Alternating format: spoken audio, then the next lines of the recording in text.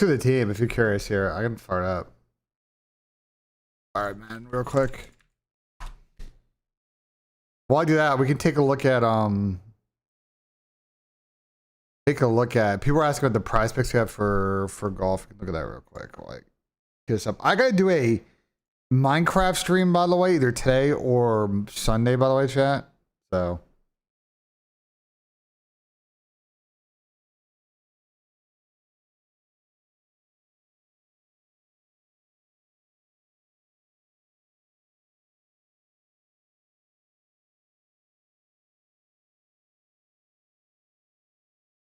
let me pull this up real quick. All right, this over here. Who I think is winning the Masters? I think Rory is. Yeah, I do a Minecraft sponsor stream today. Or I could do it Sunday. We got a couple of plays. So these I placed earlier in the week. 2 whole plays, 2 like basically make miscut bucket things. We got Michael Kim, who's not having the world's best start today, and Harris English, she's been okay. And then Bubba and Brennan are kind of on the cut line. 5 +4 +5 +6 probably the line today at the moment. Obviously, it could get harder. We'll see. And then this one's Batia and Spieth to make it, English to make it, Seaward to make it. I think this one's looking pretty good. And then yesterday my 4 pick didn't hit yesterday, which is kind of a tragedy, but I mean, I blame Bryson. I don't know what the fuck Bryson was doing yesterday. And I had a couple of other plays. This one I saw on Twitter. Writing more strokes. Harris English less strokes. Got her up less strokes. And this other one I saw on Twitter, which is Scheffler less on strokes. Michael Kim more. Michael Kim already looking good on this one. And Tara Hem less. Shoot par better. And then I made this one based on the model. Max Homa more than 10 gers. Sergio less than 10.5 on the fairways. And Sam Burns less on strokes. I feel like that one's pretty good. How's fucking Sergio doing right now? Actually, go to stats, life stats.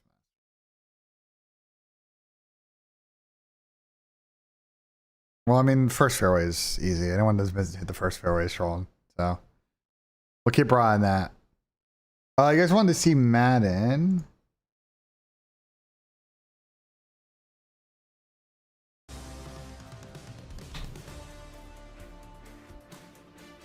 Why is my fucking intro music playing, bro?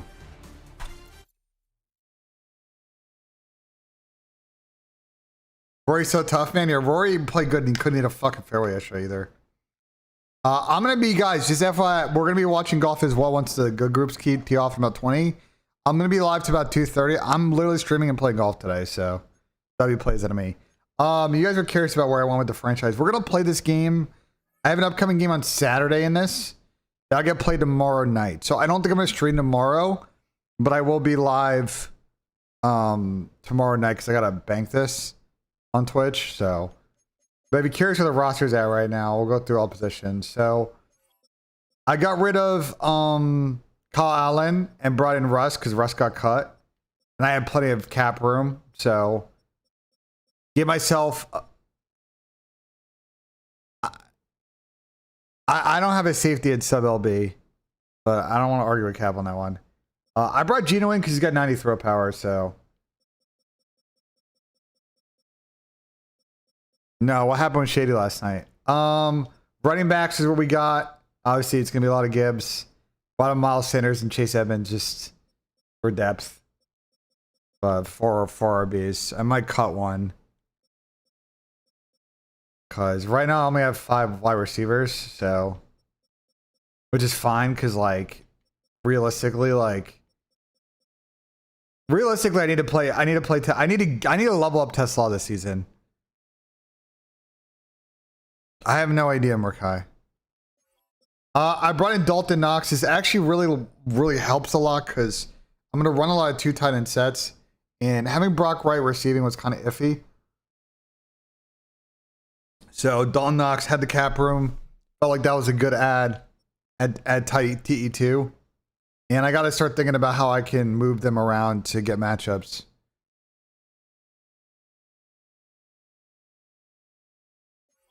We got Decker left tackle. I brought in Tomlinson. But I gotta kind of play a bit more. I think Mahogany will still probably start, but I need to bring in another quality guard and kind of give myself more looks at interior offensive line because it is kind of a weakness on Sam. Obviously Ratledge will play. And then Titus Howard's kind of the backup at most of these positions. So he's kind of swing tackle, like sub lineman. Which is good. We got Hutch. And obviously I brought in Judon, so it gives me a couple other looks I can kind of mess around with here on the edge rushers. D tackle, no real changes. Obviously I did training camp with Tyleek, so we're gonna try and level him up this year. What's good, Shelly?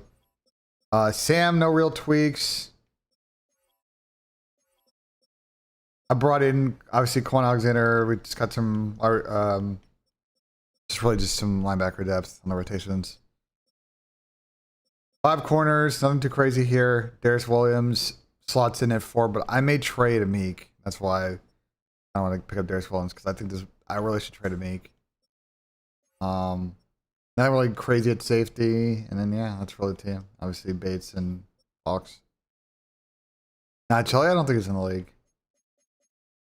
I play the Packers, which we'll see. That's tomorrow, Chad. That's tomorrow's game. Y'all cooked regardless of roster. All right, Spinna. All right, brother. Put the map set. Just put the map set on the website, bro. Just put the map set on the website, bro. Yeah, I'm gonna play that game out tomorrow. We're scheduled for tomorrow night, so I'll keep you guys posted when we play it. Zombies is a third mode? Okay, we're just not serious. Okay. Okay, so we're just not serious. Zombies is a third mode, yeah. Okay. What if it's already on the website? Ooh, is it already on the website? Are you telling me that we've already placed the map? Ooh. Are you fucking capping? No, he's capping. I checked. I am curious to see what we do with the maps and modes. I think for Spencer and the boys, I think they've got I think they've got a lot of interesting decisions to make, but they actually have some decent options this time around. So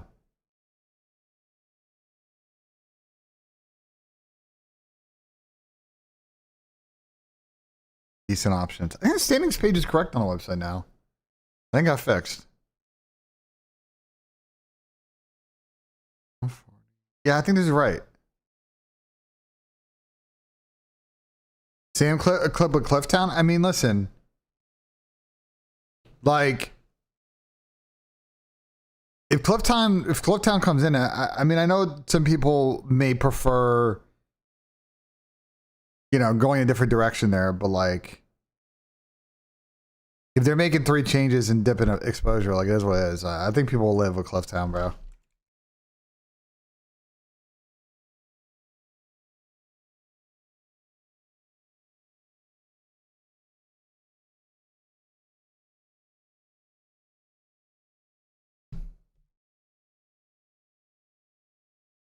But yeah, we'll see. I'm curious to see when we get that map set.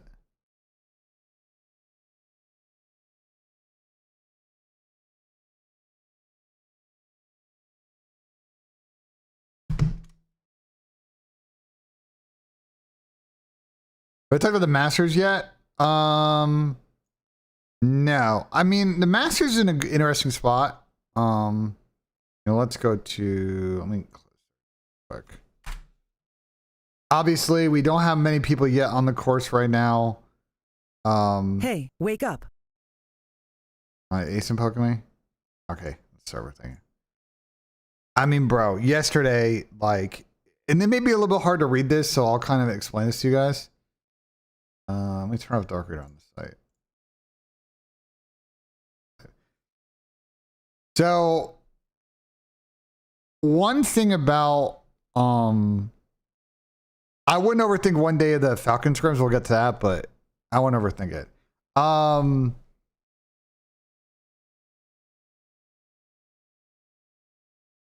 One thing with Augusta is that the last couple of years they've gotten a lot of rain either in the weeks before or during the week, and it's really softened. And they have sub-air technology to really firm up the greens, but that like only gets you so far. So it is at times played softer than they want. Last year was really windy in the middle of the week, and it made it pretty crazy, like fucking Friday and Saturday. This year it's not a lot of wind, but like is super firm. So as you can see here, normally, right, like there's a course that, you know, it's a second shot golf course. You need to obviously hit it long and hit it accurate so you give yourself a good club. Really enough with how firm it is yesterday. I mean, Augusta's put an extra premium on hitting fairways yesterday. Obviously, unless you're Rory, in which case, you know. Unless you're Rory and you do fucking this shit where you hit fucking 5 fairways but you shoot 5 under. Explain that one to me. Can I rewatch Falcons versus... Why would I rewatch a fucking scrim from yesterday? Bro, it's early in the week. People don't know what fucking guns to run. There are a lot of teams playing and not playing, so scrim schedule's like all fucked this week. Yeah, I know they're doing trials, but they're doing multi-day trials. So, like, you know, we got to see the summation of it, see how they play with AG. But yeah, I mean, they had a couple pretty horrific maps against Bush yesterday, but Bush have been playing very consistent. Bush have probably been playing some of the most COD of pro or amateur teams recently, so they're probably decently ahead on this patch at the moment. Yeah, people get fucking gunned in fucking scrims and they get blown out in maps. It fucking happens. Way more than you think it does. I'm telling you, it happens way more than you guys think it does, bro. It just doesn't get streamed.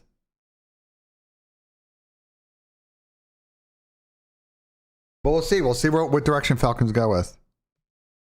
Well, C9's team, I think, might be... That one might be fucking cooked. We'll see. Like challengers, I mean, Bush is basically a pro team, so I don't know how I feel about that. I know they didn't place well at the last event, like by their standards, but like personnel on that team is basically a pro team. Also, they just picked up Cammy, and I think they also got their ass kicked by Donnie and management. I'm not gonna lie. If you guys watch Behind the Bush, what's good, Jake? If you watch Behind the Bush, I think they said in no basically uncertain terms they were very unhappy with the consistency of that team.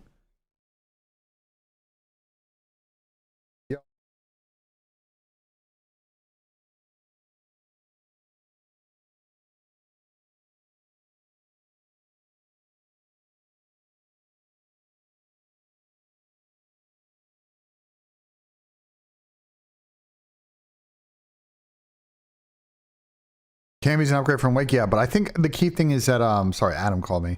The key thing is just I think is more so just work ethic and grinding with the team. I mean, they've, you know, said a lot about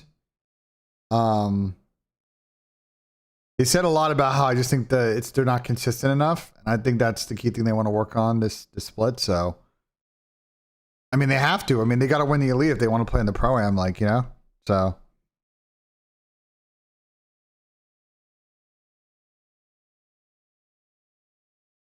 and I think Cammy will give it to him. Cammy will fill a good spot in that. I like Wake, but Wake's definitely more of a. We've talked about this with Wake.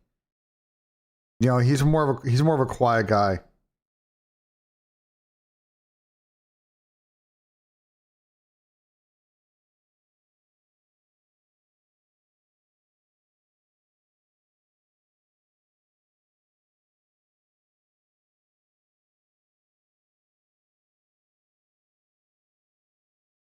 Had anyone heard from Boston? What do you mean? But anyway, getting back to the Masters thing, because you guys were talking about it. I mean, I think he has only... And how many people under par right now? There's only 16 guys under par. Obviously, Wyndham Clark's on a kind of a heater right now. So he's put himself into a good spot. I mean, realistically, I think 10. There's another one of those masters where like 10 or 11 is probably winning this. I don't think Rory's coming out here and shooting fucking 60 fucking 7 again. I think, there's going to be a premium on the guys of these leaders that can go and get to 7 under tonight and get off in the last groups. But I just think it's going to, I think, to be honest, this course is going to get so firm if they want to, and especially the afternoon groups. I think the afternoon groups are going to have that's an insane spot to miss. The afternoon groups are going to have a real tough time today, depending on fucking how hard they make the course. We'll see. I will say, I thought the afternoon groups yesterday got fucked, like, bad. Can I go?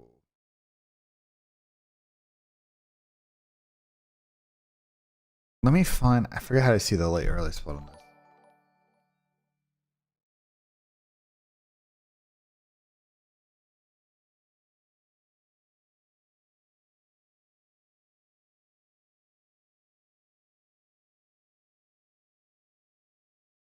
I think get rid of it. They used to have a late early split on here, and I don't remember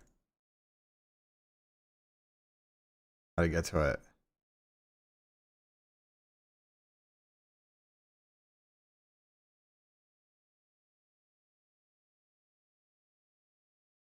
Oh, it's right here.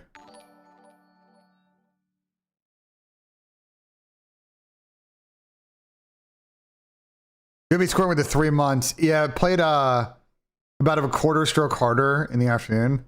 But you see like the last couple of holes though is where a lot of that is. Like,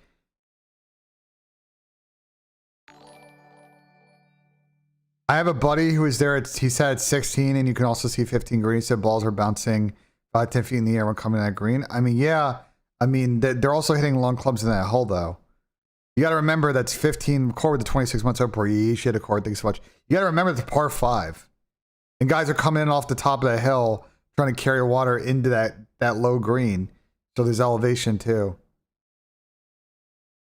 I mean, yeah, but you also think about that hole is like exposed. Like they try to bake that green. Otherwise, if guys could just hit soft bounces on that, it'd play way too easy. 15 is supposed to be a hard hole.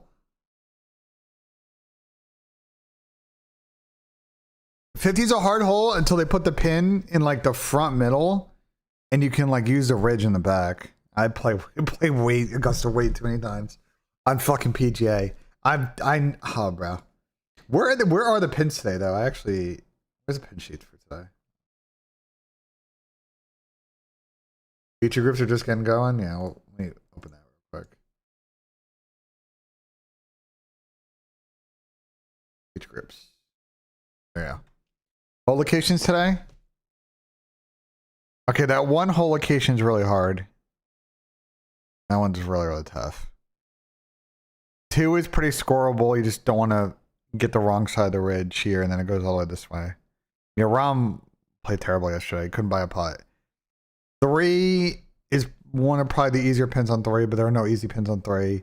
4, I've been watching all day. It's just diabolical. 5 is probably one of the easier spots on 5, but it makes this also one of the longer spots on 5. The hole's already hard. 6 is not bad. 7's not bad. 8 is tough. 9's one of the easier pins in 9. You just don't want to end up on the back. 10's in a good spot, but it's really close. Like, you can't challenge this pin. It just goes right down the hill. 11. 12's in a classic spot. You just aim between the bunkers. 13's tough. Where's...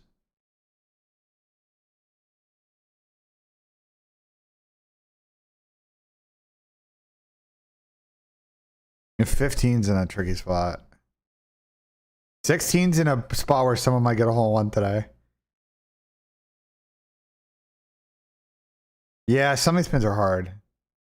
Some of these pins are hard, but this might be the day that someone gets. Listen, BENJ advice: If you think someone, because this is the pin location on 16 where you can use the ridge. If you think someone's going to put together a good shot today, this is the whole location where someone get a hole on. I didn't really watch DJ yesterday, so. I mean, but this type of course where like he can excel. He just, I don't know. I don't know how much he's like actually like going hard these days. You know what I'm saying? Or he's just hitting giggle on live. How did he play yesterday?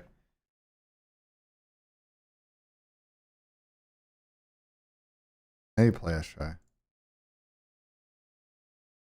1 over. Didn't hit a lot of fairways. Talk about putting. Looks like he missed a bunch of opportunities in the middle of this on the back nine to make some birdies, and he didn't.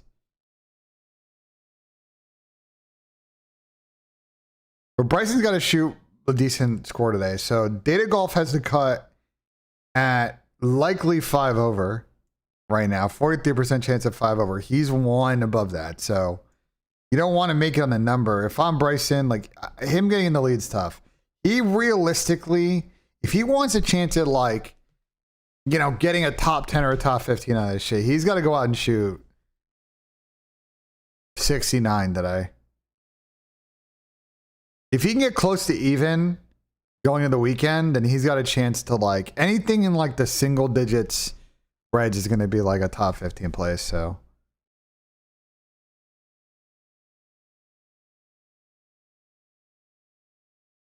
Maps and meta. I mean, I'm just at this point, there's not really too much to talk about it. Like, there's been a lot of experimenting. We just got to see what they end up doing. You know what I'm saying? We just got to see what they end up doing.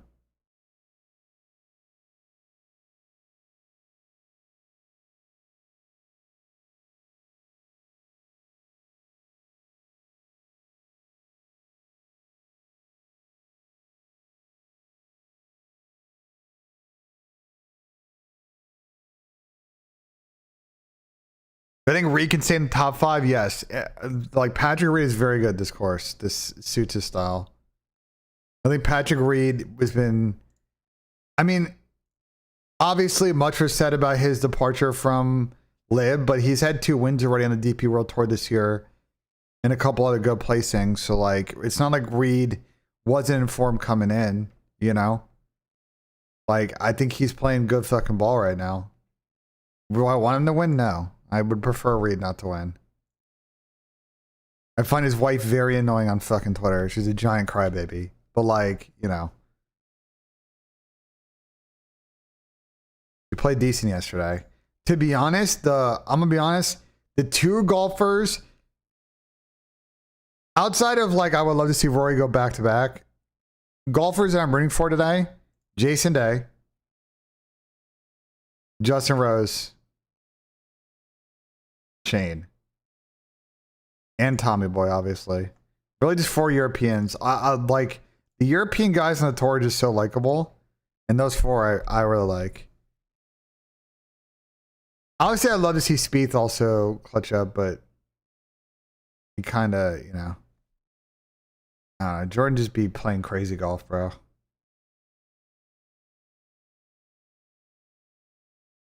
Jordan just be doing too much. Fake American? I know, but like, I don't know what you want me to say. Like,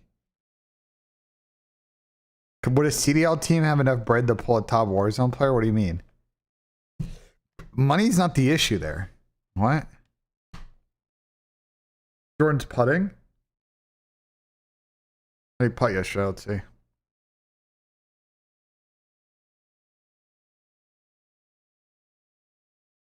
And he lost. He only gained a quarter of the strokes on the green. Off the tee, though, he lost quite a few strokes on the back. I just think anyone... the back played pretty hard yesterday, I'm not going to lie. Jordan's already the bunker on 1, by the way. But I think he's got a lot of room. Yeah, this is fine. It's fine. Ball be a little bit below his feet. It's a little awkward, but he doesn't have any lip issues. And to be fair, Jordan just lives in bunkers, so. Gotta get to the center of the green here. Yeah, that's a great shot for Jordan. Wow, fantastic shot. Oh, love a look. That pin at 1 is super gettable. Anyone that bogeys 1 is trolling today. One of the like the easier pins on that well, I was saying, okay, it's one of the easier pins, but it's also, if you miss, it can get very bad. If you miss anywhere left, it's GG's. If you miss right, you have a lot of room. Anywhere right, you're chilling. Anywhere left, you're cooked. Anywhere over the green, you're cooked.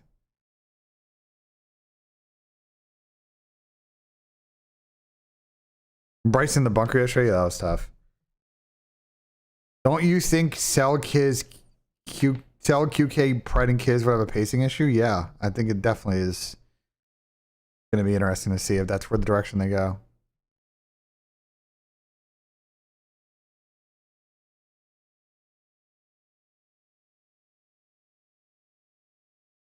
Where he's going to win his second Masters? I think there's definitely a chance.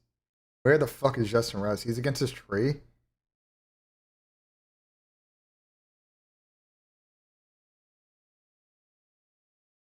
Yeah, I saw, unfortunately, Freddie was playing good and then he blew up. That's tough scenes. Bro, Rose got fucking tree problems here on his fucking fault through here. Let's see this real quick. We'll watch some morning groups, but I'm playing golf. I'm streaming till like 2:30, chat. Ooh, it's got to sit.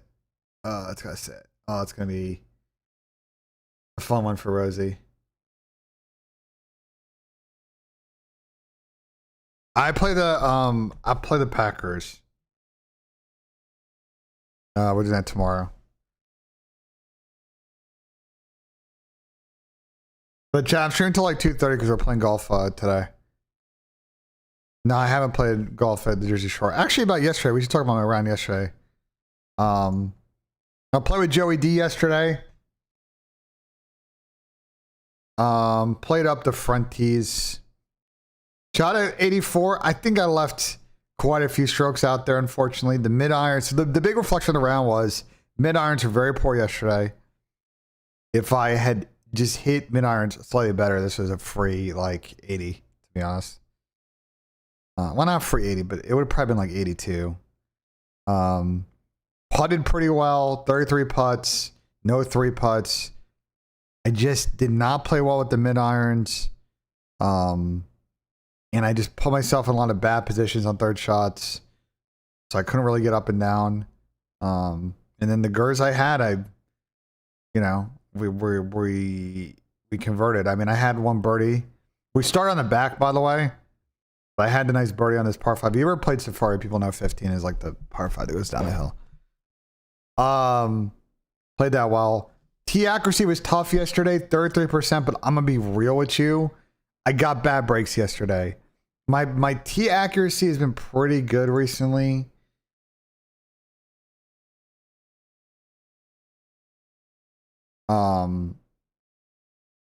But like it was super windy yesterday and I got a couple of bad bounces, I'm not gonna lie. Like I hit good tee shots and they just rolled through. I mean, yeah, but you see like off season, like I've been good. So we're playing a course today. We're playing today a course. Here, let's show it.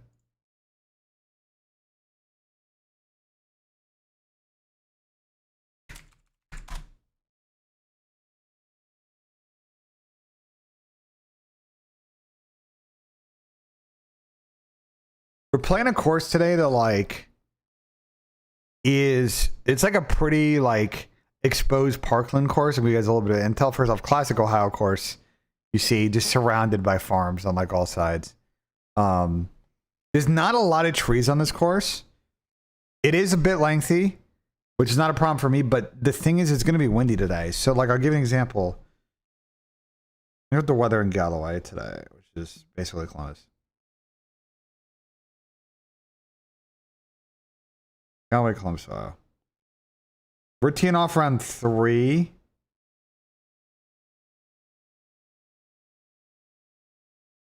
$17 miles an hour with gusts up to 27, but then the wind is going to die. I think McIntyre will get some kind of punishment. No, but I'll get a talking to from an Augusta member for sure.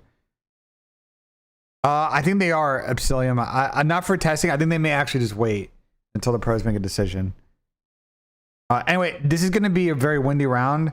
The greens are massive at this course. I usually shoot pretty good.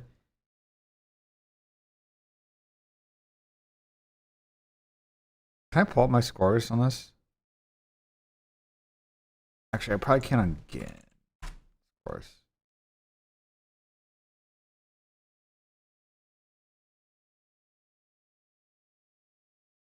Like, I usually play pretty good here. You know what I'm saying?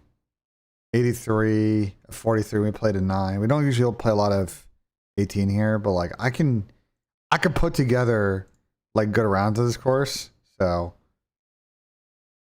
we'll see. That's at like 3-ish. But yeah, okay yesterday. I could have played better, could have played worse. It's not too bad. Yeah, I'm in the Cavs franchise.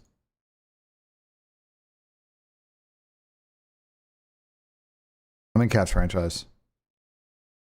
I'm the Lions, which should be good. I'm gonna be honest with you. I picked the Lions because they've obviously a lot of really good, talented offensive players. And I don't think we're going more than 2 seasons. Masters.com, Sam. Masters.com. It's free until 1 o'clock. Okay, Sam, I'm gonna lay it out for you. Masters.com feature group coverage until 1 o'clock. Prime Video then for 2 hours, and then ESPN after that. That's your split for today. If you go on the Masters website, and there's a schedule page. If you go to the, actually, you can Google the like splits for the weekend, but that's the Friday play. Yeah, I just saw it. Spieth birdie. W. I don't know if the code got to him, but anyway. I'm golfing today, chat, and then I'm golfing tomorrow morning. So. But I want to watch and see what the Optic podcast talked about today. Have you guys watched the Optic podcast yet? I want to see what they said about, roster mania, the Huntsman stuff.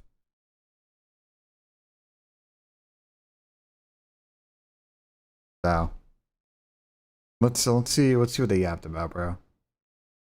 Anyway, so I've missed a lot. Obviously, this past weekend I was super busy. You Call of Duty analysts, like, what do you guys think of all these changes? I really like this shirt. I like this shirt that Hector has. And we'll get to the ALD shirt. He has nice stuff. But I ask you guys what you think about. I don't know if you guys talked about it about the capsule shit. What? Like, isn't he the He's one getting dropped? Yeah. Do you fuck with that? You already got dropped. I don't think that's the right call. Yeah, that's how I was. From what all the rumors I've been seeing on Twitter, like I can't really sift through and tell which stuff's like real. Facts or yeah, not. but the only thing I Oh, let me get more coffee, chat. 1 sec. Get more coffee.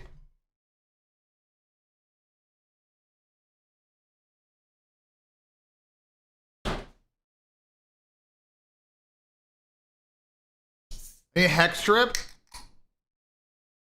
I know I don't got style like that though.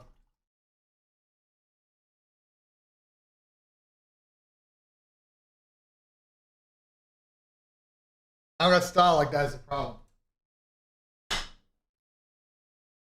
Alright, we got cold brew in. Let's log in. didn't like is like not someone from out the blue, but just the way I saw it was like, how would you know what the hell is going on with Cap?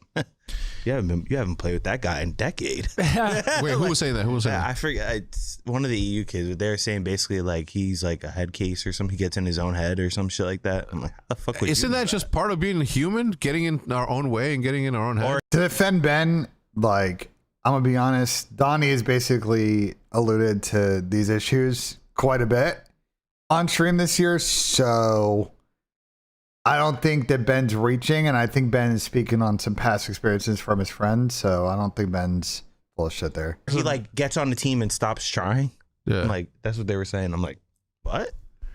Gets on the team and stops. I don't know. I don't really know Cap. Yeah, I did just know hear him. that, but like, When I hear that, I think like waking up late for scrims, coming to Yeah, practice, yeah, you're that's what I'm half-assing saying. practice. Like that's what I think when I hear that. Yeah, 100%. Like, trolling. That's usually what it is. him Yeah. and Teach trolling. yeah, I don't really know the dynamic of that team, but I don't think that Capsule's the and problem then the there. fucking. Are they actually? Oh, so whoever brought up the Bobby Mack thing, I just saw a tweet. Robert McIntyre has been reprimanded by Masters officials. So he definitely got a talking to by some Green Jackets of, yeah. They dropping Trakes? That better. Yeah, No. I saw that. wait, That's that just- better for be who? Cap. For real? For real, yeah. That better be kept. They're bringing Real back. After he, no, I'm kidding. I was gonna talk. I was Teeny just gonna rocking talk a shit for shiesty? no reason Yeah, I don't either. know. See, I've been Not like CDL, semi pal. keeping up with the roster stuff. Let's go Toxics. The Trakes one, I don't really agree with. I mean, Trakes, but the thing is, like Miami subs, they're inconsistent. Like they had such a good online split. No, I but didn't. They Link get me to the- LAN and they have the a bad clip and the weekend. Which timestamp. We'll granted, take a it's look one at it. weekend, but the majors are super important and there's not many of them. But they're inconsistent. So if they think Real can bring some consistency in the subs, because their ARs are great, their ARs are always frying like. But they got to find some consistency with the subs because they would like fry one series and then next series, not fry. But I did like Trakes. I thought that he was. And this Miami thing is cap. I will say about the cap stuff with Vancouver. I just think they need to drop everybody, bro. My position on Vancouver is I just think they just gotta have a much more clear process about what they want to accomplish the rest of the season than in the next season. I hate when bottom teams do this. They're not playing to build anything. They're playing to tread water in the sea of mediocrity, and it doesn't seem like a particularly smart goal or a smart way to operate a business. And I don't know how people that have been there, I just don't know how you can't step out of that and see that it's not like the right path. I'm not saying they need to go a C9 and go full budget. It's not what I'm saying. What they need to do is they need to have a clear goal about how to develop talent so that they can overperform their skill level, because what they're doing right now is just lobbing a bunch of like lottery tickets together and hoping it works. And when they don't work, they just buy more lottery tickets and like, I thought he was getting better. I mean, rookie of the year, right? Like that's been the talk, and we're gonna replace our rookie of the year for Real. Yeah. Like, He's gonna be to Miami listen, now. I'm a fan of Real. Like I think I was anti them breaking up, no matter the cost of the money, no matter how much money they were gonna make. I was telling him via this to hopefully get to his ears to not do it. You guys were so close as the Spanish squad to bring one home for the country of Spain, They weren't close weren't they? at the last major. No, they weren't. No, close. not the last major, but with him. Oh yeah, they were With Yeah, him, when they were with him. Yeah, they got close, Yeah, that's what I'm saying. Like they should have seen that through. but then they did see it through, and first event didn't go. With Real. Yeah, No, I was on Toronto. Yeah, Real was on Toronto. I don't know what Seth's talking about. Miami was close last year. They should have scammed against fucking Optic and knocked them out of EWC, and they probably could have won that tournament. Miami got very close to Real, and then, obviously I think Miami's kind of in one of those spots where they've got to figure out. Well, unfortunately, they didn't push their chips to the fucking middle this offseason. And that kind of hurt their ability to maintain Real, but like, I don't know what happened last event. I think that I'm just thinking that's a bit of a fluke out of Miami. We'll see what they do at the Pro-Am, but I think Miami's good with Trakes. The way they like, there's opportunity there. Do I think they're efficient? No, I don't think anyone thinks they're efficient. But could they win an event? Yeah. So by then, I'm fading. you got baby brain, dude. I'm fucking fading. Yeah, but I don't know. I don't think that you get Trakes, dude. How old is Trakes? Can you right here? Perfect. How old is he? I 22. don't know how much fact this is though. The Trakes one. Yeah, that may have been. That was the least likely one that was actually real. Yeah, They may have. I don't know if that's real. Yeah, I don't know if that one's real. and then it's Had medals and him thinking shit. And look who they lost to at the You know what I'm tournament. saying? Yeah. Meadows probably woke up like, Well, Medals, I feel like got he's that knock. Medals been around for a minute. Yeah, Mel's been He's around always forever. been like, he might have to guarantee. yeah, he's always. Good, might be. good. I like him. But yeah, look who they played. They played Mates and Thieves. Like, yeah, they had a bad tournament, but it's not like they went and lost to fucking, Surge. Damn, dude. It's like odd man out. Trakes. Yeah. It's like he's not If from you look at it Spain. like that, You know what I'm saying? Like he's from. In fact, he's from know how they're looking Argentina. Yeah, I dude. don't know how they feel about it either, but I don't know if that's real. What would you do if you were the GM? I would get rid of medals, and there's nothing wrong with medals. Like personally, I think that's a good kid. just I think he fucking plays a bitch. really fucking hard role too in his defense. Like statistically, he's just bound to go negative like every other game because the rest of them play a bit selfish. And that's just Coffee the and cod dynamic next of their week, team, bro. But like Trakes is Oh, I like got coffee now. I guess he's for like top 3 watching rookie of the year. Like Cod it's between talk. him, Nissim, and Kips for me right now. And Lurks. oh yeah, Lurks too. I mean, there's a lot of good rookies. Wait, like why are they getting rid of? Who's getting rid of? I gotta make a video on this rookie of the year fucking situation because it's a mess right now. I'm gonna be honest, the Pro-Am will answer a lot of questions, but right now between Nissim, Trakes, Lurks, Kips, like maybe QK. Like, I don't know, bro. Guys, I'm gonna be real with you. Like any argument you make is irrelevant because it's gonna highly depend on what happens at the next event. It's a pretty open race, and I would not make your mind right now because, you know, like Thieves come out of Fry, and I think we'd be talking about Neom. Like Falcons could maybe figure it out with QK. Like maybe Miami finally do it and trade. Like I'm saying, like there's a lot to be sorted out here. You know, there's a lot to be sorted out. I don't think that there's a clear with all the rooks. There's not a clear number one yet. They're all playing at a pretty decent level at the moment. So. Why are they getting rid of Lurks? Like he's been the star player. No, they're not getting rid of Lurks. If they were getting rid of Lurks, bro, Hector's on Mars. Hector's on Mars. All the owners just say, "Hey, I I'd have no dog in this fight, but you're being a little cuckoo." Yeah, I'd be raging. Do you know Scump reached out to us about this? Yeah. But yeah, what else is there? Roster Mania. It's Trakes. Well, Boston. What's Boston doing? Well, the Falcons ones is pretty insane. Yeah. Whoa, wait, what happened with Falcons? I've literally been in a fucking hole. Hector has no idea what the fuck's going on this podcast. He's really not locked in, bro. Sources Boston to look at Afro for SMG spot. Bro, I just literally That one's actually probably true. Astros in my Afros. I just said that this morning when I went to go get a haircut. I like this. Well, Pickup for Boston. Yeah, they benched both their subs, Boston. Yeah, there's 2 open spots in Boston. And I think that one's true too. Nasty. I don't think we're gonna hear about Falcons rumblings until this weekend, to be honest. There are a lot of teams. There are a number of teams that are have inconsistent practice the next couple of days. So I don't know how fast we're gonna get clarity on that before Monday. Nasty, Kenny, Spart. Nasty Kenny Spart and Afro? Kenny Spart, Afro. I think so, right? I haven't really been keeping. If that's the team. I haven't been keeping up with shit. But I mean, Boston, I'm not sure. I think so. I don't really know how much Falcons to test Pred and Xnet out. Wait. That's poorly worded. They're bringing in QK and they're going to trial Xnet for scrims. They're going to trial Pred for scrims in the same position and see who's better. Between Pred and and I think it's more of like them just being nice to Xnet. When I don't think there's a world where Xnet gets the spot over Pred, Which fucking sucks because Xnet had such a good online split. Dude, if that kid puts it together on LAN, that kid has a great future. Yeah, he just hasn't been able to do it. It's just like there's just like a ticking time bomb of like in his own head of like he's gonna start tweaking on stage soon if he hasn't already. Yeah. You know, because like you're playing online, you're getting all this gas, you go to tournaments and you're like not playing well. The same people that were gassing you are now roasting you, and it hurts even more because you're on LAN. Everyone's telling you you're an onliner. Like, there's just a certain point you get to in your head where you're like, I can't. But here's the thing: is like Snapple is Xnet has not played that many lands.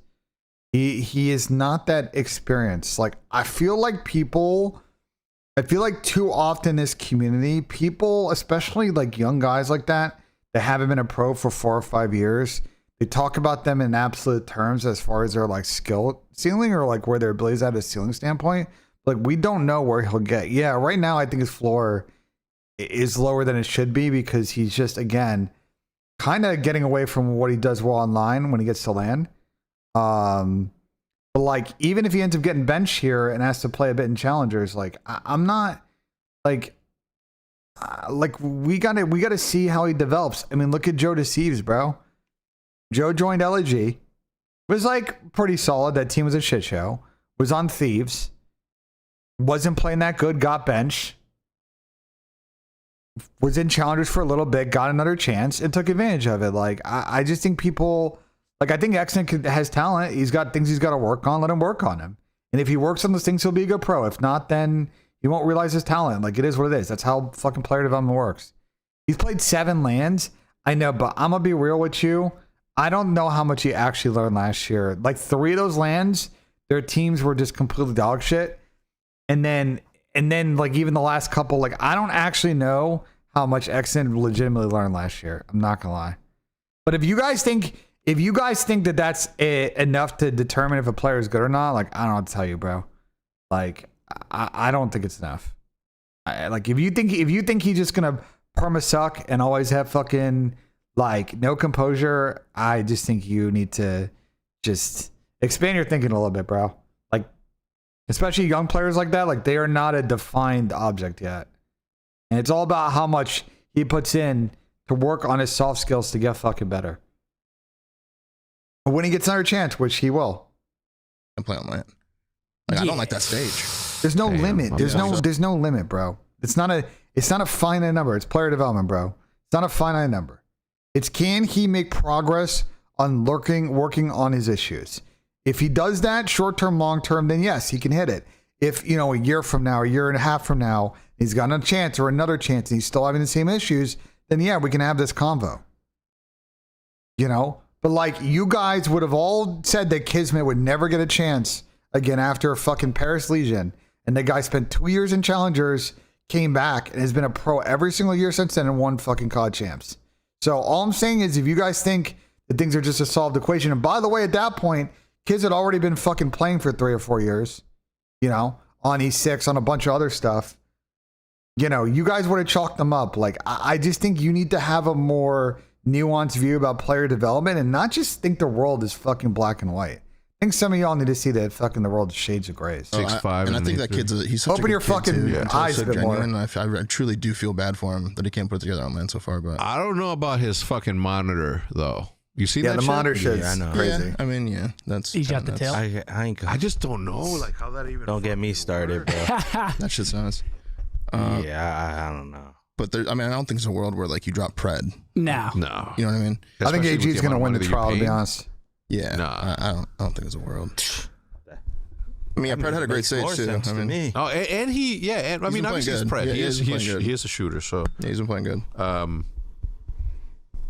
No, See, the only thing with Pred is he's not really like a dirty work kind of player. No. No. But, He ain't but he's got tapping the kids. point. He Kismet ain't is planting the bomb. dirty. He's got Yeah. King Kids is dirty work. Yeah, you got I kids. You don't really need to do that. It's Yeah. a great point. I think that they just wanted to move Kiz is Kiz the to a best sub, role and they're player. trying to do like anything they can to get that to happen. Because Kismet on a sub is kind of needed for this squad. Like him on an AR was like so. That awkward. QK kid, there's been a lot of good PR around him. Yeah, I in the haven't challenge. real seen. good. I haven't seen. I agree with Matt, and that was something we called out when this team first formed. Was like, you know, yeah, we really need, we really want to see Kiz on the sub role because I just think it will. If it ends up being Kiz and AG, it'll bounce. It should make more sense. Should make more sense. Don't know if it will, because I'm concerned that the Falcon situation is just going to continue to be just iffy all your weight. Is Brooks Koepka about to hit fucking driver off the deck out of the rough? Hold on. I gotta lock into this.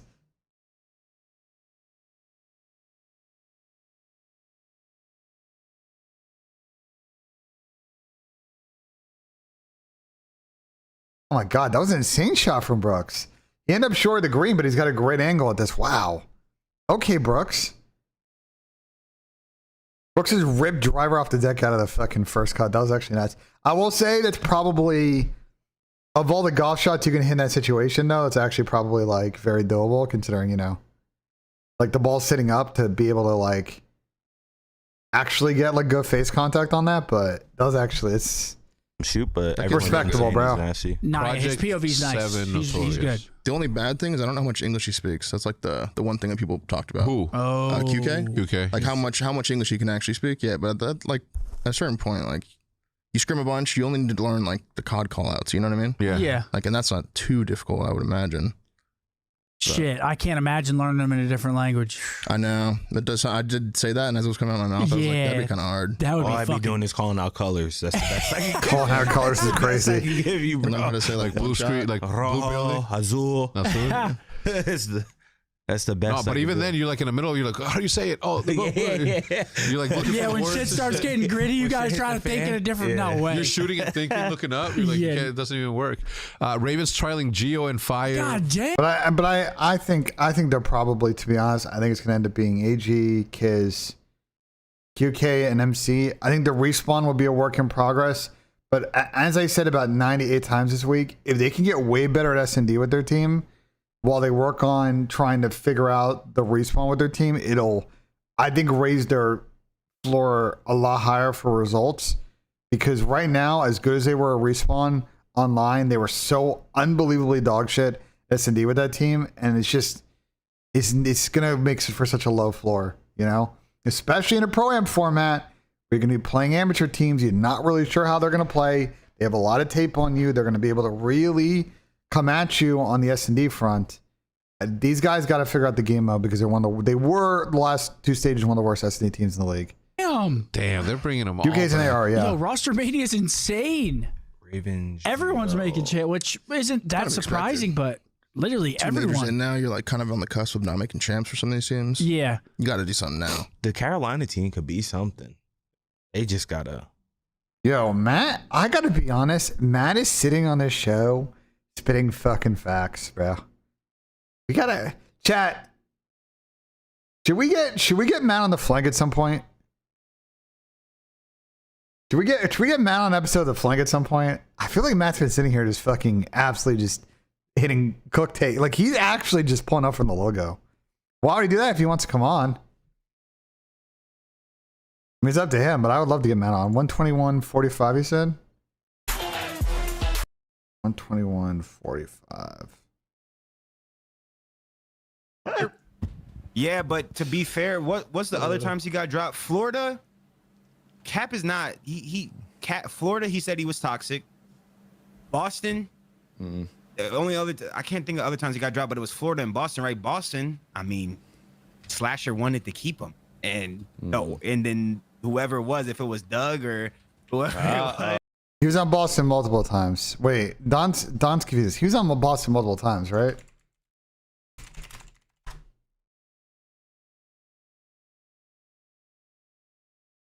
He was on Boston multiple times on Zorg, I'm pretty sure, right?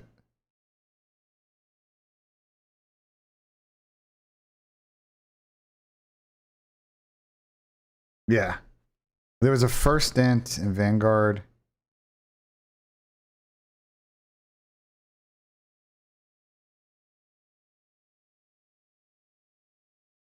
Wait, hold on. What did Donnie say? Hold on. Shout out to Doug. Cap is not he fair. He does get dropped a lot. I just strictly CDL though. Yeah, but my thing. 120.25. Okay, I heard. Because I know what happened in Boston, and hold on, I need to see what Donnie said because before I. He's out. He's out of there. He had a nice little stage, nice little stint. Let me see what Donnie said, bro. But it's come to a close. It's come to a close. I mean, we'll see. That's a key question for Dens and them. What kind of situation they want to put Exnet in, team wise. I don't know. I don't know what they're gonna do at that point. That'll be a big decision. I agree, Ludus. Yeah, I mean, he shouldn't have joined. Try to tell him. I don't know. Can I interrupt real quick? Yeah, I don't go wanna ahead. Be that guy, but Benjamin Bance done said something He did about say him. something. Yeah. Yeah. I saw that. Yeah. Like, I don't know how true that is, but Ben Bance don't really be like for what Ben said sounds pretty insane. So like he must have some pretty reliable sources. I think what Ben was saying was based off the past, and not to say that he got false information, but this whole year, I mean, has been on broadcast, right? You've seen Cap. You could literally click on any of our streams every day and watch him play. He's talking strictly CDL though. Yeah, but my thing is that he tried on the surge. He didn't. I'm not giving bad prop, by the way. I just want to like. No, I because he does get. Listen, he does get dropped a lot. Yeah, but to be fair, what's the other times he got dropped? Florida, Cap is not Florida, he said he was toxic. Boston, the only other I can't think of other times he got dropped, but it was Florida and Boston, right? Boston, I mean, Slasher wanted to keep him, and and then whoever it was, if it was Doug or whoever it was, shout out to Doug. Yeah, I'm gonna be honest. I know exactly what happened here, and there's more. There's way more to this story. Like, if Don, listen, all I'll say is this is about the Florida situation. I don't think this was a Cap effort one. The Boston one, Cap did something that he deserved to get dropped for. We'll just say that. And if Don wants to come out and counter my point, like, feel free to tell everybody what he did, and we'll let you all decide what you think about it.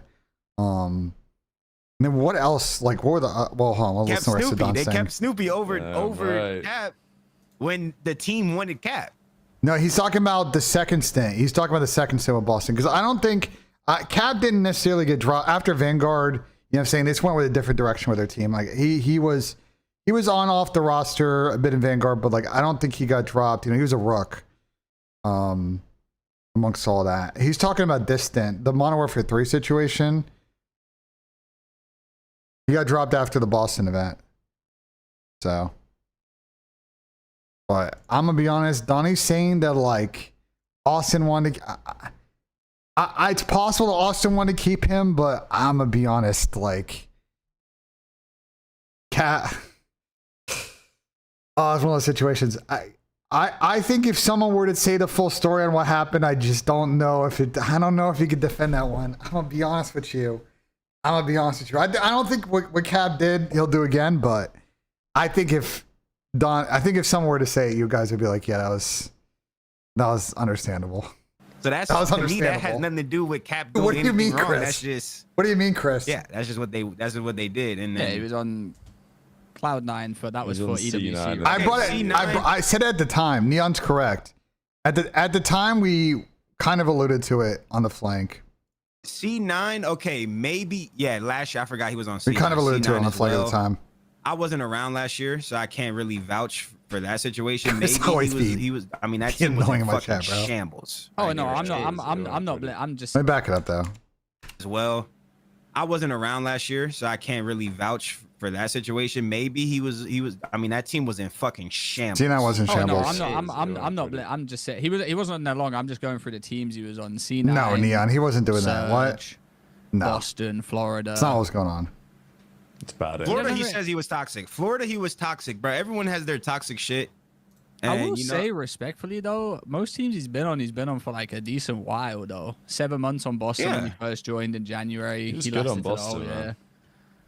Florida, like he you got said, top three with Boston. He said he was toxic on. Yeah, that was the Florida, best. so, Boston's he best kind of placing was with owns him. that ownership Yeah, he takes to it, accountability. He takes accountability. Boston sold Bridge champs for the last year. second time. Slash, I wanted to keep him that time, like you said. Yep. C9, I don't even like class that as like a fucking even a C9, run. he was probably being a piece. C9, it was probably a team take. It was probably a team piece of shit. Sparty I was will there say, as well, listen. so- I will say getting dropped from the Surge is like not. It doesn't seem that crazy to me. But listen, if we're talking about who needs to fucking keep making changes, like they need to stop picking up a player and dropping that player, Yeah. and they need to look at the Does three people. Does Donnie say anything, guys? Did Donnie say anything else after this, like other than normal convo about it? Does he like? Was there more to it that I missed? Like that's at the end of this clip or not?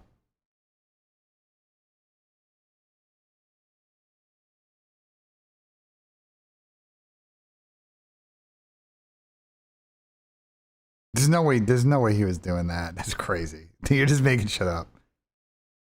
You're just making shit up. Two people. But Zuma called. I mean, we've been speaking about it. They just don't give a fuck. Like Zuma called Gwen a terrorist for the past 2 months. Yeah, I've been hearing He just- Osama bin Laden for the last 3. Yeah. Kick I everyone. can't believe they're making only a one-man change. Is this a normal combo? Things about Luna's, and we just Abe, came drop this. Abe. Like, they get rid of Abe. They bring Yeah, because this is a normal fucking combo. Like, just a normal combo. Like, we all agreed it's a terrorist. They're running. They make no sense in the way that they're running that camp right now. So, like, we talked about that at length. I don't need to listen to the Breaking Point guys talk about it because we all agree. I think everybody on planet Earth agrees that I don't know what the fuck they're doing there. I don't know. They're like a weird scrappy ass team. Yeah, well, Lurks is nasty. Yeah, that guy's pretty good. That kid deserves better, to be honest. Yeah, that kid's nasty. That kid's really good. So who would it be? It would be Lurks. Exceed and Craze. Well, they're trialing Geo and Fire. Oh, Exceed's gone too? Oh, they're getting rid of Exceed. I just knew Dang. Nero was gone. Oh yeah, I saw that shit. I think Carolina's making a one-person change, so it's going to be they're going to try a couple different options and see what they want to bring in for Nero. And I think that's the right play. As much as I think Cray's got to play maybe a little bit better, I do think that Carolina's in a position where like one change might be enough to, really get them going a bit. This is my thing with They're like that, right on the cusp, man. They're like right on the cusp. I really feel I like put myself in that position, and if any of my players are creative, or any of my Was gone. Oh yeah, I saw that shit. Well, they're trialing Geo and Fire. Oh, Exceed's gone too? Oh, they're getting rid of Exceed. I just knew Dang. Nero was gone. Oh yeah, I saw that shit. Bro, Matt's face. Bro, Matt's. I just knew Nero was gone. Oh yeah, I saw that shit.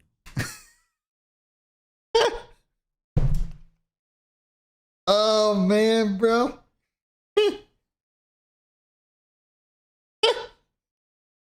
I'm crying, dude. Oh man, that's dude.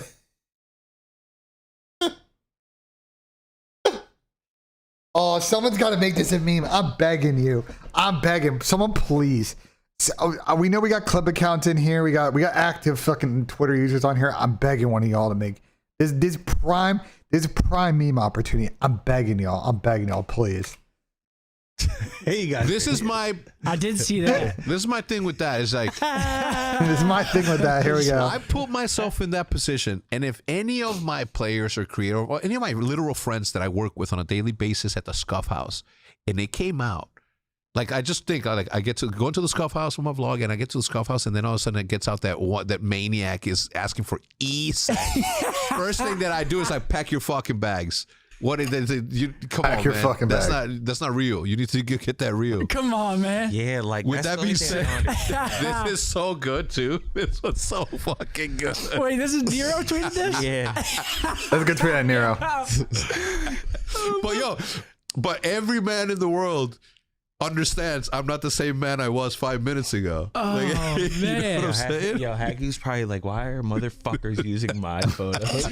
Yo, he pinned it too. Yeah, that's great. Nah, it was good work out of Nero. I agree. It was good work out of Nero. Retweets is 1 million. 1 million views. Haggoo's probably baffled. 1 million is crazy. He used to laugh my ass off, but really, I know deep down. 1 million is crazy. I'm not gonna lie. laughing at all. He's sucking his teeth. Yo, Nero, you're still one of my favorite fucking players, man. Nero De Niro. But you need to stop with this like digital age. You need to go out to a bar and pick yourself up a nice. Hit up one of your old high school crushes, man. They're probably. You know, like they're probably single, hopefully, before you, man. Stop. If she's got a Twitter, you can't fuck with her. That's the rule. Go find yourself If she's got a Twitter, you can't fuck with her. It's crazy. a nice little thing that doesn't work in the space at all. That's crazy. It never works. That's true. No, actually, though, I will say this hex advice is fucking facts. Like, universally, if some of y'all are new here, universally, I could tell you the experience is like, if you want to, you want to develop a relationship with someone, pick someone outside of COD. You'll appreciate that advice sooner rather than later.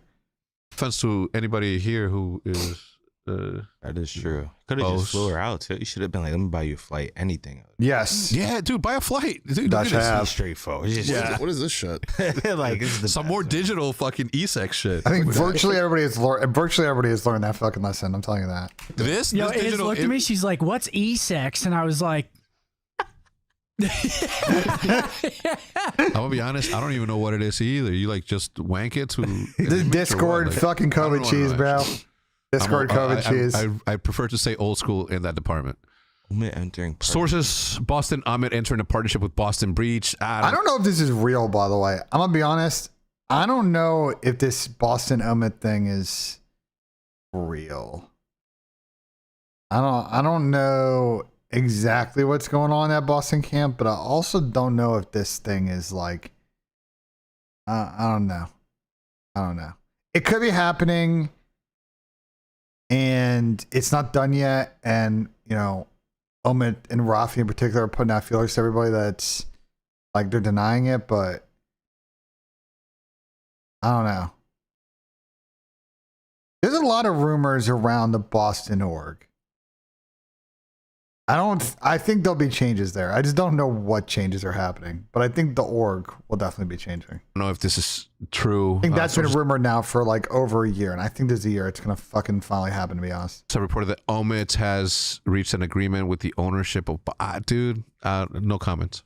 "Bro, there's so much shit happening. Holy fuck!" Yeah, there's. Well, what the heck Yeah, to this say, one but what? Dude, there's so many people. Like I almost feel like I told Zinni, I'm like, yo, there's too much talent out there to not pick up some ex pros to help Renegade get to where Renegade needs to get to. You know what I'm saying? So, damn. I mean, what would you do for Huntsman right now? You were working with him. What? No, it wasn't. Oh, you stopped working with him? I mean, like, kinda. He kind of like. Who's he? Zinni? Zen, yeah. Zen's kind of like. I think there's a market. I'll say this. I think there's a market of people out there that would pay high 6 to low 7 for a CDL spot, but they'd have to be very convinced on the low 7 part. But I do think there's a market at that number. Above that number, though, no. But like, are there groups or people out there that I think are down to buy a team for $1 million? Yeah, I think so. I think it would have to be the right terms. I think it would have to be like certain financing conditions, like the right kind of splits, depending on if it's a multi-ownership thing. Like, I think the commercial, the economic parts they figure out, but like as an acquisition cost, like I think yes. Anything over that though, no. Anything over that, like directionally, no. I think that's too high. You know, making the roster moves. I mean, Yeah, he's like, he caught you guys out. I don't know if it's That's because of GMZ1. I don't know if it's because like the challengers stuff. For whatever reason, my interest in challengers has just gone down drastically. Yeah. Whatever that may be. Whether Bush are not going to buy a CDL spot. I think Austin has been pretty clear that that their position is like, if they are given a spot, they will consider operating it.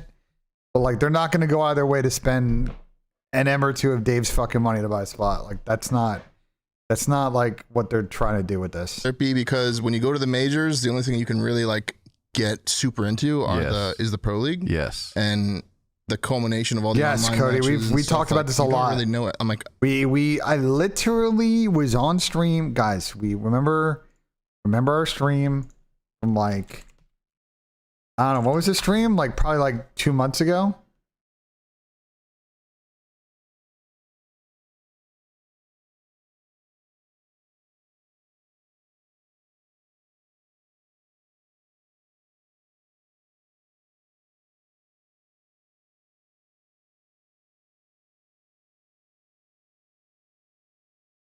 Remember we made this chart? I actually just found it. We talked about this at the time.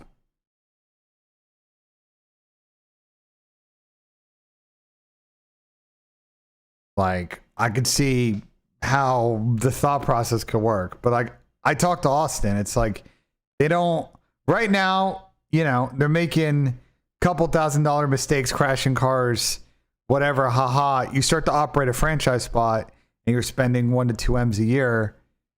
It needs to be a real business. Do you guys trust fucking Jerry, Mook, and Sass? You know, right now to run that, they'd have to bring in some additional people, and it's just a risk. And being able to build a good marketing plan on the MTX, it's doable, but I don't think they want to spend up front costs and acquire a spot on top of that. So we talked about this at the time, though.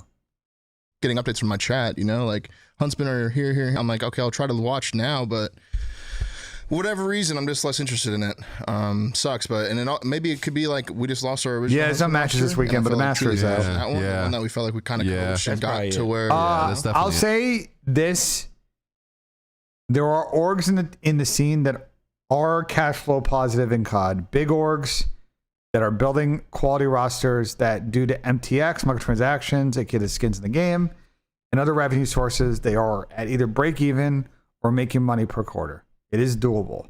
It requires the right business plan, the right partners, making the right decisions.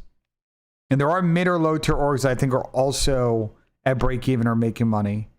But like, you got to have a good plan. You can't come in, guys. It's just like any other startup business. If you come in and you don't know how to operate in the space quickly and make the right decisions early, and especially develop relationships with Activision, also outside brand sponsors, it's going to fucking pummel. The thing with Bush, though, is like, I think, to me, it's like where they'd probably go, and if they want to get in, is like, they know their skins would sell well. I think that's a certainty with Bush. I don't think that they'd fuck up the skin part. I do think that the exercise would be a talk to their partners and sponsors about what revenue's out there for them next year, year after, whatever, if they were to enter, and they would know kind of in a model how much money's coming in and if it's worth it. You know, if they were, again, they're not going to spend more than 0 for a spot. So, but keep in mind, and this is when I talked to Austin, it's like right now, you know, to keep their team going, it's costing them, you know, 5 figures here or there. You do it for a CDL team, and for what Bush would want, which is they don't want to get fucking 12th in the CDL, they're going to need to spend a mil two in salaries to get a good team. In a competitive market where FaZe are doing that, that's a really nice birdie for Brooks. Optic are doing it. Toronto's spending a decent amount. Miami's spending a decent amount. General Mates are paying good salaries. Falcons are paying good salaries. Like they're gonna have to be competitive amongst all those teams, you know. And now we got we've talked about this salary cap is not gonna solve fucking anything actually. And in fact, I think a salary cap would actually make it worse. Players and like I think a salary cap would 100% make it worse. I still want. They also can't do it until they contractually bargain with the players. You know, think John has a great future in COD, but I haven't really spoken to him in a while. I might send him a text soon and just see where his head's at. But no, they're not enough elite players. All right, the Pit EU. I've heard that much of a surprise entirely true. So this is Challengers Intel. Again, who Got is the this? BENJ tweet. Okay. It would completely kill the scene if they went ahead with it. LAN is the only true way to prove your ability. Online restarts are completely farcical. Nice. Just host wars and good PCs and sometimes hacking. Sure. And then Ben says, don't know how that makes much sense considering open bracket participation and spectator funnel is big for DreamHack. How does it not make sense? The league doesn't want to have to pay the cost of challengers events, especially if it has been evidently clear. Yes, that's evidently clear. They made the host team pay costs in the past and wouldn't contribute towards it. They have subsidized challengers' lands costs and off since the league started. But that was self-inflicted. They chose to do it that way. I agree, Hector. This is where CDL, EFG need to find a little sponsor, Xbox LOL, for challengers. So I agree with that 100%. Whether it's Xbox or PlayStation, even though they're now Call of Duty is owned by Xbox, they gotta have lands. I agree with that. They gotta have land. I don't know where no land rumor started. Guys, I'll be honest. I asked around, and everybody I talked to laughed. Because they're like, I don't even know where this is coming from. There's been no decisions yet. They haven't even RFP'd out to teams about hosting events next year. They haven't made any decisions. Like, you know, they aspirationally want a challengers event at every event. They understand that that's a tough cost exercise, a venue space exercise, and they work with every team or event partner to figure out how to make it happen. But they're not out here trying to cut challengers lands. I don't know. No, I don't think they're considering it. I think what happened is, what happens is that I think that Challengers is the world's biggest game of telephone, especially on the EU side. And I think rumors start and you have no idea where they come from, but they go through 5 different people and it's just a jumbled mess. So I will say this, like, can I see a world where next year we don't have Challengers lands at every event? Sure. You know, but are we going to have Challengers lands? Yeah, absolutely. When was the last time like PlayStation or Xbox like before the league? Before the league? Yeah. BO4, I think. Yeah. No, the league had a year 1. PlayStation was a sponsor. Year 1 is CDL.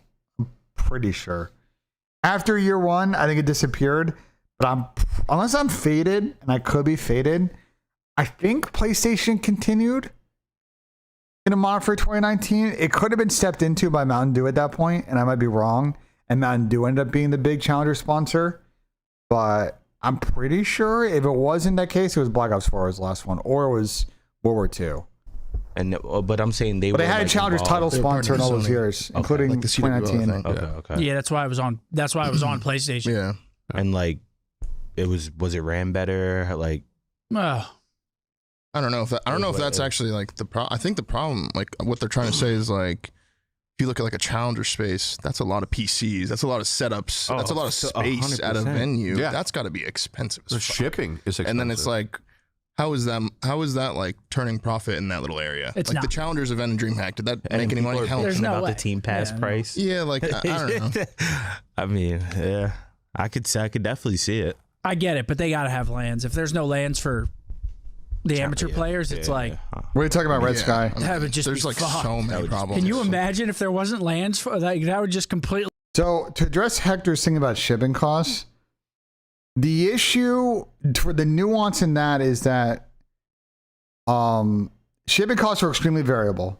The actual like trucking costs the per mileage costs are very hard to model. I don't know if anyone in here does freight shipping or is involved with freight shipping.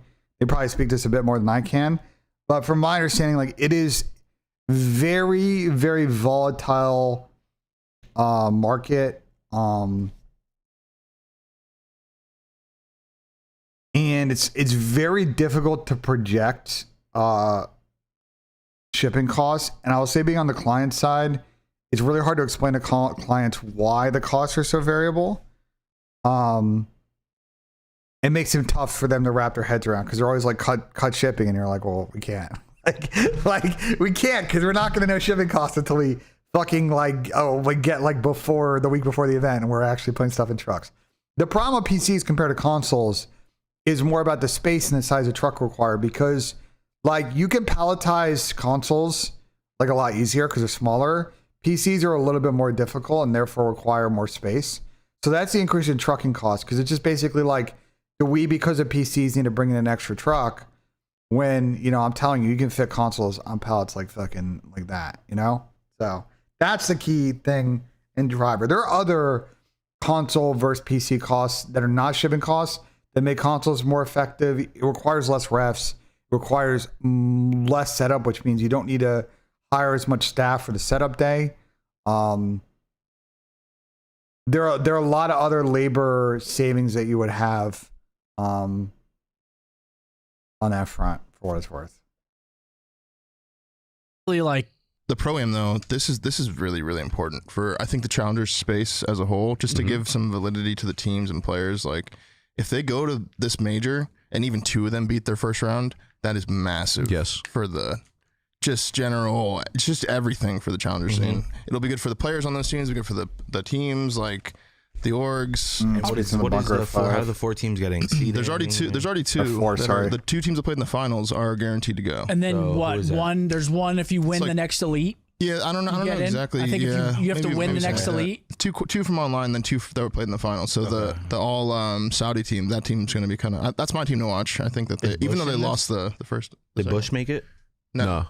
It was Beans' team, and it was like P7. Oh yeah. P7. But like they lost Afro now, so like, and Afro was frying. So AJ, that is a great question. I actually don't know. That would be a question to Hector, because I think they were very upset with how Riot treated them at the end, considering how much they were contributing to like pre-VCT Val. But with the way that non-partner teams can participate now, is Optic willing to do it? My guess is probably not, unless they can find a team or a team unit that is going to be fairly like solid. Val's still a very expensive sport. To have a top team, salaries are still pretty high. So I don't know, but that's an interesting question for Hector. I'm curious what his thoughts are on that. They talk about it in this show, I wonder. Is Val on the list?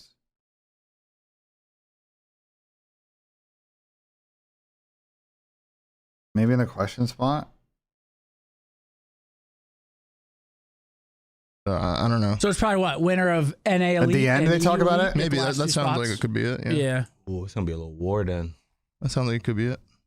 Online. But the thing is, if they get rid of challengers, then what happens to all of them? Well, no, just make every single event a Pro-Am. Start getting us towards that. That's right. Yeah. Structure that we've all been asking for. If they're going to get rid of challengers, just make it, make it more of an opportunity for them to play on the big stage. Yeah. Or that could be something too as well.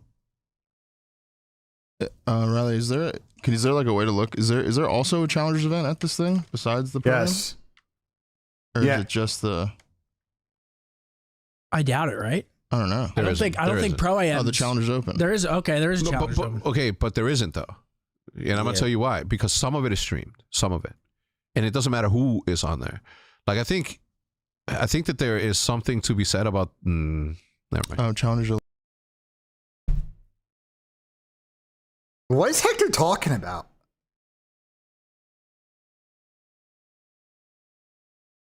What is Hector talking about? They probably did. The amount of coverage they have now for Challengers Opens on the broadcast side is some of the best they've ever had, as far as coverage of amateur tournaments. That's not the issue. They're going 4 streams deep on fucking the first day of the event. giving coverage to challengers. If you want to watch challengers, there's never been a better chance to be able to watch all the fucking matches. So I don't agree with that take. It takes 3 hours to play a match. They actually ran like pretty quick on day one at the challengers event. They ended actually like an hour and a half early at Birmingham. They actually ran a pretty efficient tournament a couple weekends ago. And you're saying, well, how do you know? I was fucking there. So I don't know what Hector is talking about. I don't. He kind of stops his point. I don't really know where he was trying to go with that, to be honest. And I would be honest, back in the day, if we're talking about the CWL, that challenger shit was not getting streamed, bro. You couldn't watch those fucking games. You had to go to the event to see them shits. EMEA Season 3 winner. Okay, so Seth was right, yeah. So it's just, They're trying to do that every tournament this year, correct? That match, that finals match is about to be a battle. Both of them. Yeah. Winner gets to play against the pros. Yeah. So we got Rock Esports, P7. Okay, so are any of these Saudi teams? Yeah, Rock. Rock is a full Saudi team. Okay, and then P7 is the one with Beans. It's an English squad, right? Yeah. That's dope. Well, Afro was they on had that some team, NA, right? Yeah, they had some NA He's players English. too, I think. I think they had like Vivid as well. Yeah. Was it Vivid? I don't remember. No. I don't remember now. I saw Afro and Beans. The Huntsman's only chance to get in this is the NA. They have to win win the elite. elite. Yeah. Which is fucking, that's hard enough as it is. And for it to be their only avenue to play in the Pro Am. So Yeah, there it is. 12 Diamond plus hour Con, day. Eric Boom. Yeah, I mean, it sounds like they just spot open on this roster too now. Yeah. Right? Because Afro's probably going to Boston, so Someone's just getting blessed. someone's going to get Pro blessed. Am. Yeah, someone's Pick me up. I'll play. I mean, there's probably a lot of people that are down to sketch on their team now that they know there's a guaranteed Oh, pro am. hell yeah. I will say this, and one feedback thing I think I would prefer if they adjusted the qualification for this. They did like Raleigh, where there was a bit of a play-in tournament the day before. I understand logistically that why they don't want to do it, but I think that'd be the most fair way to do it, in my personal opinion. I get why they're not doing that, but I think that would be more, you know what I'm saying? Unless P7 win the elite and the Huntsman gets second, correct. The only way in NA and same in EMEA is if P7 or Rock win, then the runners up would then get that spot, correct? Everyone. 100%. If 1,000. Like, no one's really safe. if you're not if you're a pro player down there and you like, let's say you're Beans, for example, don't you look around and say, let's build the X pros? As soon as I figured, I'll be plotting like, all right, well, motherfuckers got to start sketching or dropping. Like, let's build a super challenger. Gotta go. I'm getting pro loot. Like, it is what it is. I'd be coming to the event heavy hitter squad. I'd be trying to get everybody. Because like Matt said, I mean, you win 2 matches, make the bracket. I'm trying to think of like Pro AMs in the recent past. Last year, did anybody make it? There's no pro-am last year. I can't remember. Did any of the... There's no pro-am last year, bro. It's not an upset. We saw EWC. Yeah. Well, yeah, EWC Upsets did. at EWC. That's where Craze and Mamba came out. But yeah, Pro Am's a great opportunity for these teams. I think. It's gonna be fun, man. I can't wait. This kind of shit I can get down with. Yeah, it just makes it so much like having an underdog story. Like you root for these challengers players to come out, have a crazy one. Like again, it's just the format. It needs change. I just what do you wish mean, every Red event Sky? was like Who are you this, where talking about? challengers players actually had a chance to really prove themselves. Because like playing in challengers, you know, you're still playing good competition, but you got to take it with a grain of salt. Because we've seen players play in the league. I mean, but their team sucks. Yes, on these dog shit teams where they don't, the contracts are like pretty soft. Yeah, they're gonna like rotate players hella because their team's ass. They don't know how to make their team not ass. But like for everybody else, there's a decent amount of stability. If people are getting drops because they mega suck, and at that point they gotta let them go. I don't think contracts are necessarily weak. I don't think that's why the player movement's happening in these situations. You know, I will say the league. Nice, Justin Rose. You dropped your player in the fucking green moron. I will say year one of the league, like they fully guaranteed fucking contracts and shit. And that really fucked up a bunch of shit. But like, you know, I wouldn't say that's the reason for why it's going on.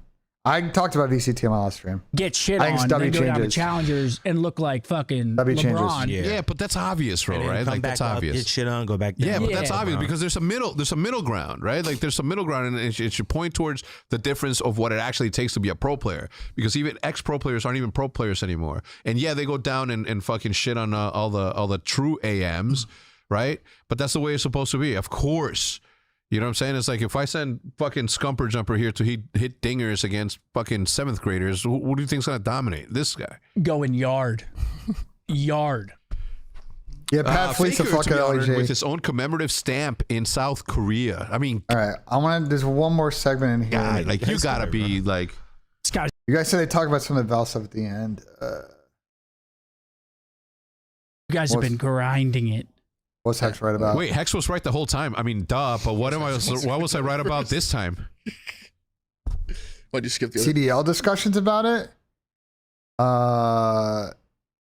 Potentially, but I think everybody's too. Man, I think that they should absolutely think about pivoting, but I don't think they're gonna do. If they're gonna do it, I don't think it'll be till next off season. If they're gonna actually want to do something about it. Took a while, dude. 10 minutes. Did they talk about the Val stuff in here? Ranch. Oh. Burger shop, A little bit. Ranch, sushi, the cheap sushi But what? was some ranch. Racha. Question. mayo, ketchup. Ever. Learning about space and shit. Turned off right now, bro. My mom always was to now Actual, what I was gonna Try say to find is it, chat. a single sentence since my fame. Ever. Pain. Yeah. Okay. in your mouth. I mean, You don't want I'm to. doing that. I can let you The 7th day. think. The service that I'm talking about.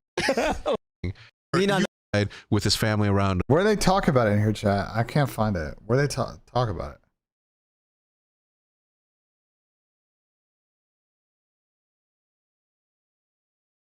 I can't find it. But whatever. I was curious. I was curious Hector's thoughts on the Val shit. You know what I'm saying?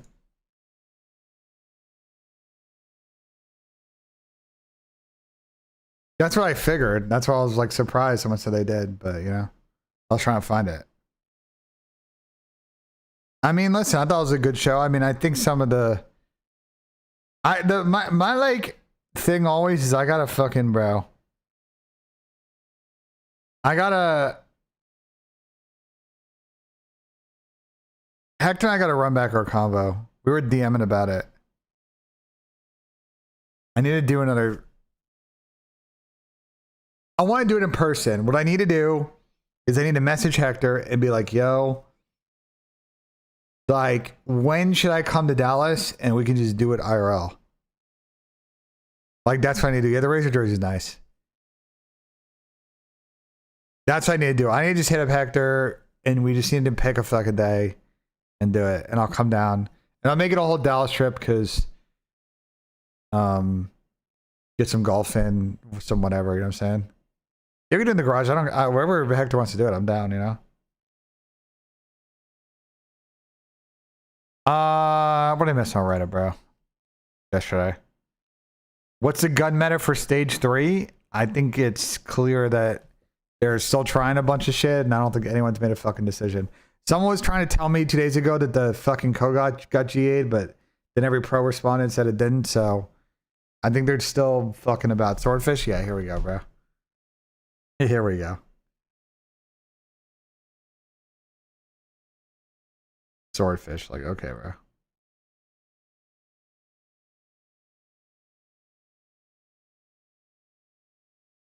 I think online would be better, would last longer. I don't know. I gotta talk to Hector and see what he wants to do. Because I want to run back, like, I want to run back the combo with him. Like, him and I agree on a lot of stuff, but I also think, like, the thing that I need to try and, like, get out of the convo is, like, he's definitely jaded by a lot of shit that's happened in the last 6 years. And I think it's clear to me that he's, like, he's less interested in, and it could not be the case when I say this, by the way, which is what I want to get into the convo. Like, I could be completely wrong. But it's like he's less interested in, like, adjustments to how this league works over just starting fresh. Like, You know what I'm saying? Like that's his preferred like direction. I get why, both personally and from a business reason, why that's the case. But like as I think we have that convo and talk about, I think improvements they can make to CDL. Like when we were talking about last time, I think he's like pre-jaded on a lot of things because he would rather go the full distance on it instead of like the incremental or like slight change. Which again, I totally understand his perspective on. I'm not saying he's right or wrong. I'm just saying that's I think where he's at. And that's like the crux of the convo I want to have with him is understand where the line is on those things.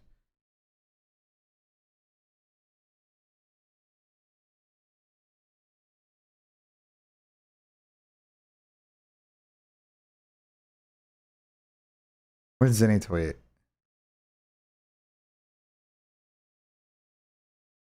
Say something nice about Ohio. Our shitty tavern, Moscow Mule. The Moscow Mule there is pretty good. The Moscow Mule there is pretty good.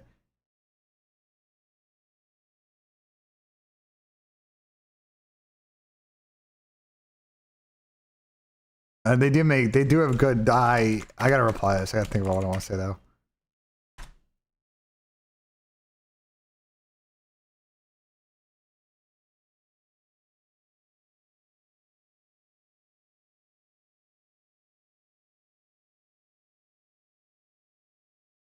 Get it with the parm fries and the burger S tier combo. Arch City's like a gastropub chat. It's fucking gas. Their menu's unbelievable. The only knock on it is that I wish the TVs were bigger, but like it's one of the better spots. Anyway, getting back on topic, gun meta. I think we'll get more clarity on that. I think today, I'm gonna be honest. I actually don't think you guys are not gonna like this answer, but I think a lot of stuff we're not gonna know until Monday. No, I've never been to the Masters. I think there's a lot of people not scrimming the next couple days, so I just don't know how much we're gonna get finality on these issues. Like I think we may not get clarity until Monday.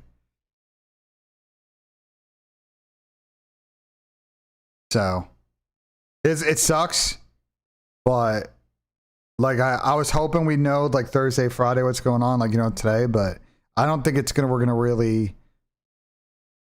we're gonna know until Monday, to be honest. So what's good, Mr. JP? The Mike Vrabel situation, I'm gonna run the bathroom, but that shit's crazy, bro. That shit's crazy. Be right back though. That shit's crazy.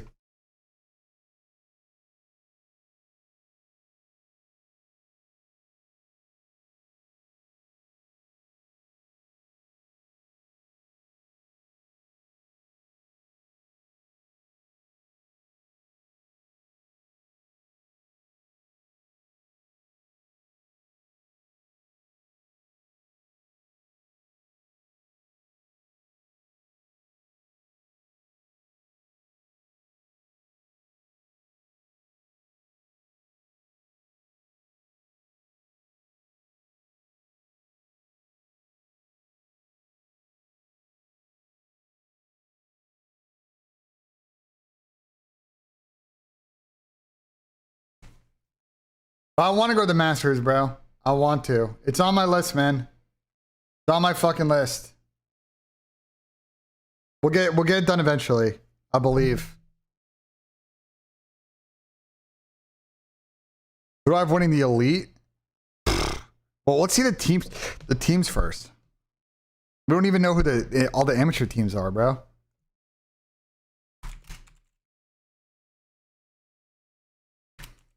Zin could go because Hilton goes every year, so I think Hilton invited him. So, but I told Zin Zin had a chance to go with Hilton fucking this year and he turned it down. I think he's an idiot for that. I was like, if there's any year, this would be the year. There's no fucking matches this weekend. Like, if there's any year for to go, this would be the one. Otherwise, listen, Chad, just letting you know, if I ever get a chance to go and there's matches going on, I'm sorry, bro. I'm at the fucking Masters. I'll see you later. You know what I'm saying?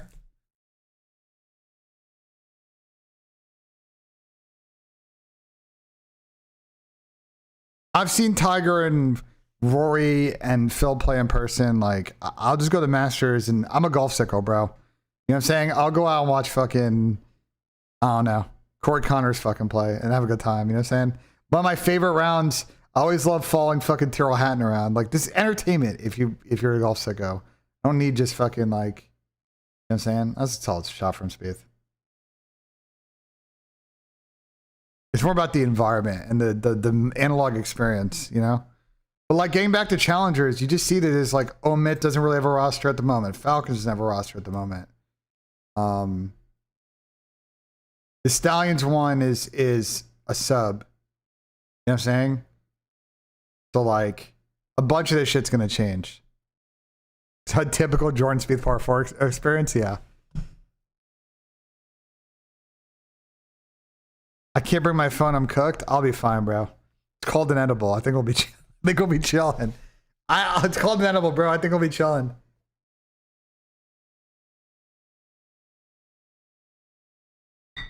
I'll be honest. Nothing is better than going to a golf tournament off like nice like 10 mg edible, bro. I'm telling you, that's an elite tier experience. I'm telling you right now. I go to the Memorial. You guys know I go to the Memorial every year, which is the Memorial is like, if some of y'all don't know golf ball, the Memorial is like if the Masters are the top tournaments, the Memorial is like the next tier below that. It's where all the good players go on a difficult golf course. They get smoked, and like it's like a tournament that the aspiration they want to win, right?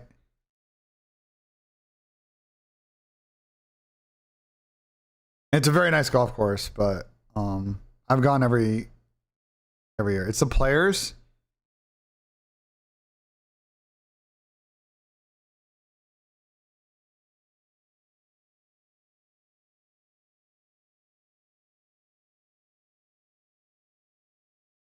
Masters, I know, but they're trying to elevate the players. Like, I don't know. This might be unpopular, but like, and I watch a lot of golf. Like, I don't know, bro. Maybe it's just the last couple of players. But like, I've had as much fun watching the players as I did like Genesis at times and like the Memorial and API. Like, I don't know. I could just be hating though. I could be just fucking hating, honestly.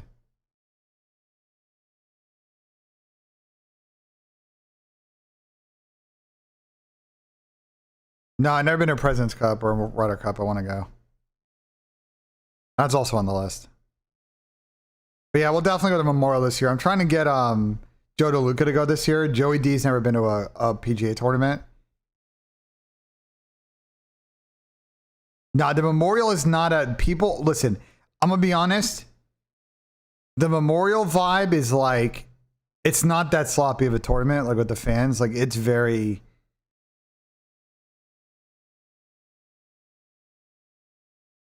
How do I describe the Memorial?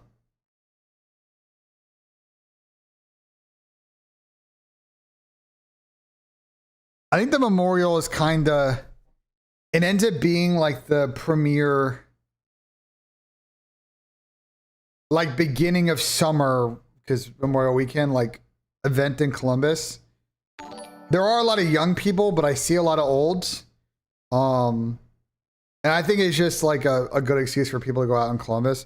But like, it's not sloppy when I've gone there. Beer is cheap and alcohol is cheap, but like, it's not like people aren't like slumped over to the side like frat bros, college kids. Like, I think what the race management turns into. Memorial's good though, and you go and also it's a nice course, a good walk, it's good vibes, good outdoor. I want to take Joey D in though. Like, because Joey D's never gone to a tournament. I think he'd really appreciate how hard the course is. And also, you know, I have my routine down fucking pat for the Memorial now. Also, I think we'll go to a practice round this year. I haven't done that in the past. I think I'll go on a Monday, Tuesday that week. Texas with the 3 months. Good morning, go. Hope things are going good. Who's your dark horse for the major? You talking about for CDL major or you talking about for the Masters? Talk about for the CDL major, because like I don't even know how to answer that without having seen anyone play any games this split. If you're talking about for the Masters, I can answer that one. How they determine tee times? You talking about tee times for what?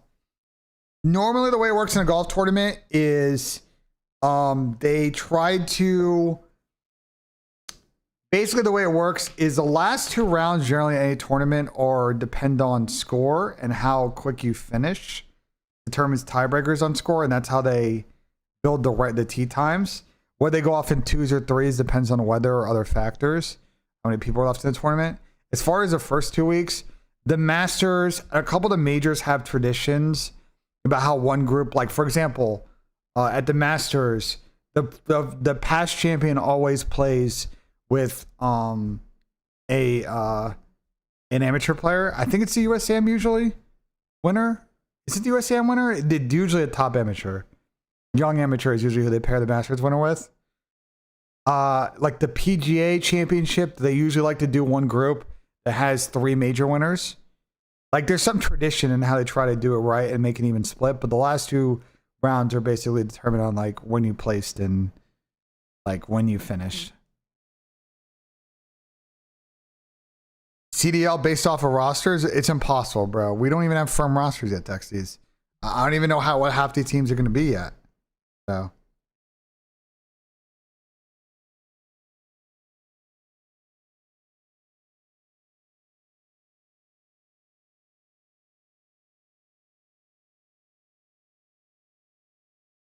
Like, I don't know. Like, you know what I'm saying? Like, there's a lot of people trialing and shit. Wow.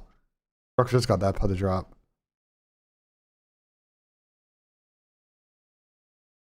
Who do I think Zin should pick up for the Huntsman? That's a good question. I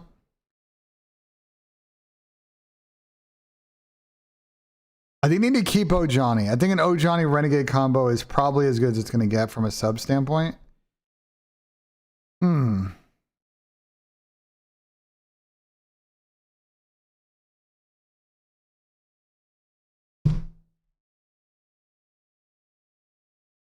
Wake declined an offer to join Huntsman? Wait, hold on. Are you wait, is there a clip? Please send me a clip. There's no fucking chance Wake did that.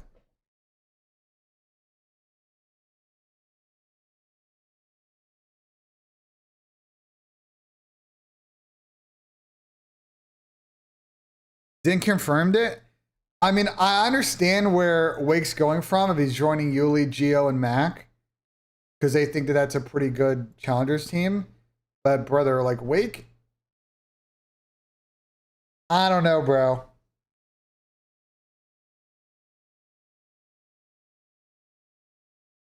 I feel like he'd still like him, O'Johnny, Renegade, and like one would still be a good team. Like, I don't know. I feel like turning down an optic offer like that is just that's a tough one, man. That's a tough one. That's a tough one, bro. Not gonna lie.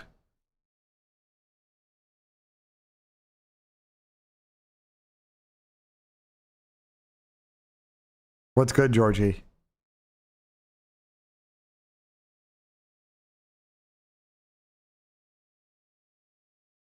Yeah, Huntsman might back into Fire. If it's Johnny Renegade Fire and then like a veteran AR, they're good. I don't know about a Flames Alec AR duo. I'm not really inspired by that one, but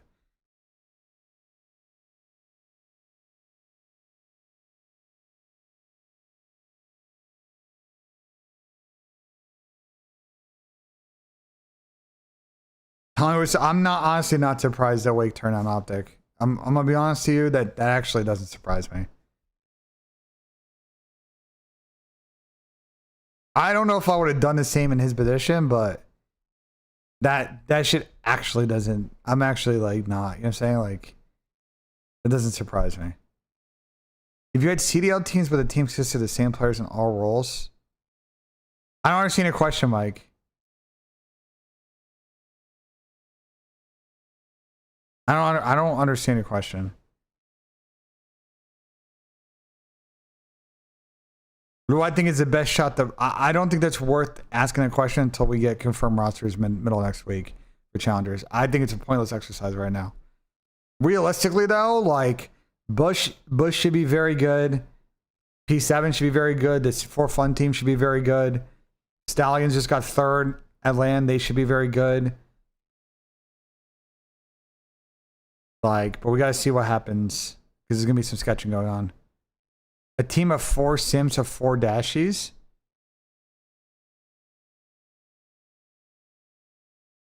I don't know. A team of 4 Sims is going to be real tough. I'm not going to lie. It's kind of an insane question. I'm not going to lie. Like, I don't know how to answer that.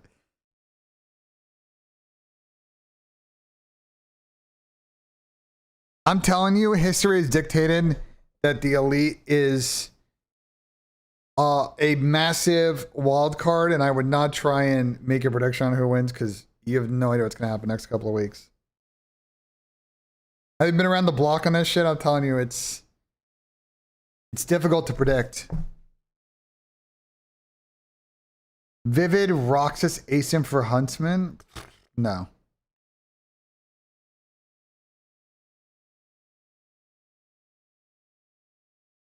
No, I'm going that one, Chief. Real question here. What's your question? Do I think a Luke is going to go team with? I'm not sure. Once he gets back, I'm not sure.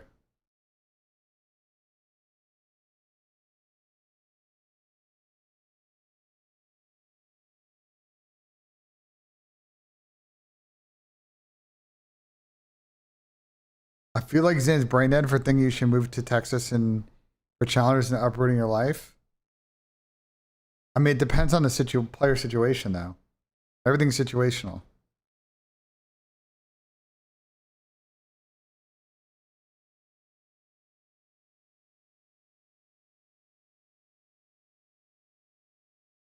For most people, I think to have a couple of months, especially if you're living at home, to have a couple of months to go to Texas and play and have a really good chance to get exposure, I would do it. For some people, it may not make sense. Everything's situational, bro. I need you all to stop thinking the world is like the one thing today that we have talked about 6 times now on stream is I need y'all to understand that the world is a lot of shades of gray, and people like think the world is so black and white, and I'm telling you, it's just fucking not. We live in a very gray world, and it's just people, you just got to understand people's thinking. You may not agree with it, but you just got to understand. Oh man, Brooks is playing some good golf right now. Brooks is getting himself in a good spot.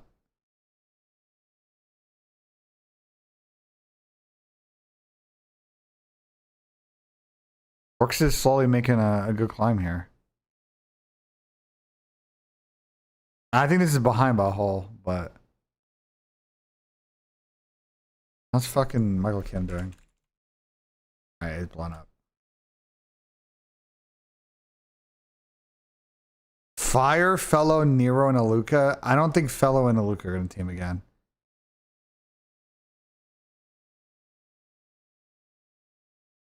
I think they already tried that this year. I think we might want to try something different. Make a Masters lineup. I already have some picks in. Michael Kim is chalking this one, which sucks. I think the rest of it's going to hit. I think he's about to go 3 for 4. Michael Kim's got to, get a couple of birdies here and try to get to like 5 over. This one's looking good right now. Unless Siwoo's blown up today, which I doubt. I feel like if Siwoo's blown up, I hear about it. Nah, it's fine. 3 would get him in. So that one's good.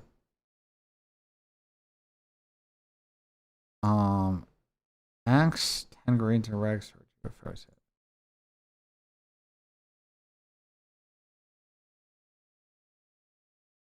hit. Sergio's 3 for 5 on fairways. Which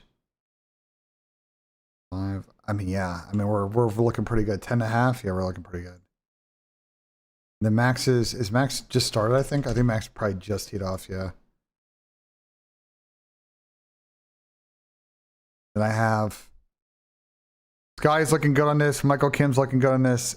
This Hatton 21. Where's Hatton at? 2 under on the round. W. That one's looking good. Got her up less. English less. I think got her up just got up. Yeah, he's at even. And Harris English is 1 under through 2. Yeah, we're looking good. So Might hit a couple lineups today. That might be a W play, honestly. Might hit a couple lineups. After playing the maps, I think you add Gridlock and Sake for hardpoint and remove Colossus and Blackheart. So I think we talked about this on the podcast. I think Gridlock hardpoint is a hundo PN. I'm going to say this. I don't know how bad the exposure bug is, but do not be surprised if we have 3 new hardpoint maps. If Sake, Gridlock, and Clifftown are all in for Colossus, Blackheart, and exposure, because exposure is bugged. And don't be surprised that happens.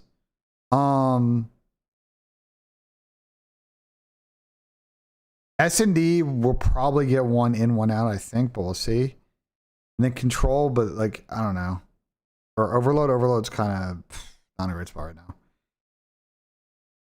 Yes, Valorant. The Valorant format could 1000% work in COD. I just missed a fucking shorty.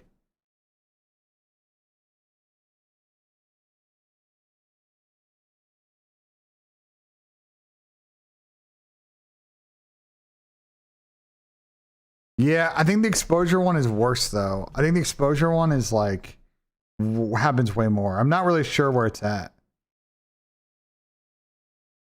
On the esports build in particular too. You got to keep in mind there's the retail build issues and there's exposure issues on the esports build. So that's kind of the, I think, big consideration.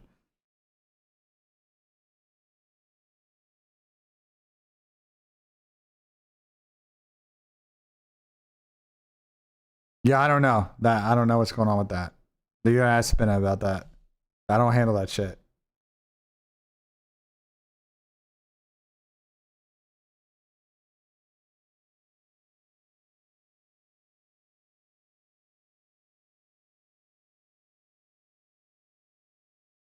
UFC? I don't know. UFC doesn't fucking hold my attention anymore.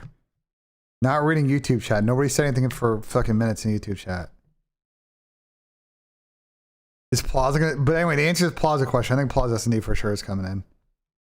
I think Plaza S&D is for sure coming in. I'll be so shocked if it's not added.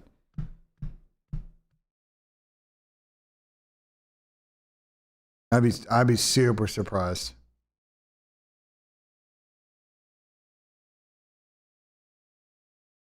I'd be super surprised, chat.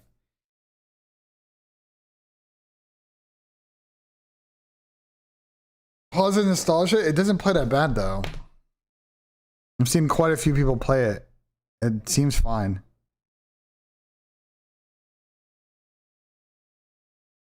I don't know. S&D in this game sucks, so there's not that much dope to chase.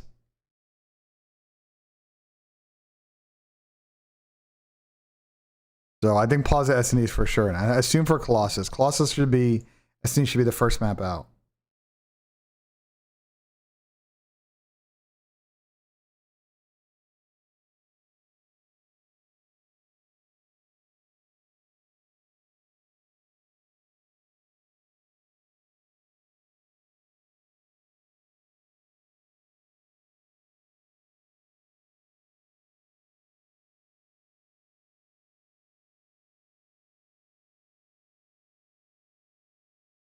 If you're curious about the map record shit, I sent this to fucking, where did I send it to? This is the, if you're curious about the map veto thing, so top 5 most banned veto maps across all of stage 1 and stage 2, including lands. Blackheart Hardpoint was the most banned at 28%. Then Den S&D, and then Colossus S&D Hardpoint. I don't think Den S&D is going to get removed, even though it was banned the most. I think this is more a situational matchup. I think Colossus S&D is bad, and I think that goes. Raid S&D is on here because, again, situational. Blackheart Hardpoint is one of those ones where I don't know how the league, I don't know what the league thinks about Blackheart Hardpoint, to be honest. That one I don't know. I don't know what the league thinks. I have a pretty good read on a lot of the maps and what I think they think. That one I don't know. But I assume that if they're going to replace bring in 3 hardpoint maps, and replace 2, I think it might be the one that goes. Oh, I forgot about that. We just had a conversation. I think they want to do 664. It would help with a few things. No, I think the league controls it, but they get feedback from people and hopefully make the right decisions.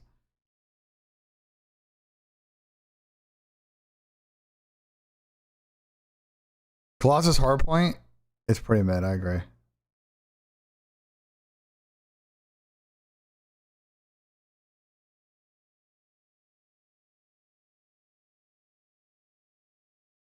I agree on that one.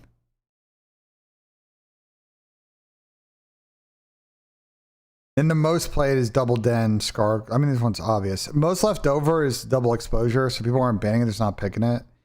But again, I don't know what's going to happen with exposure this go around.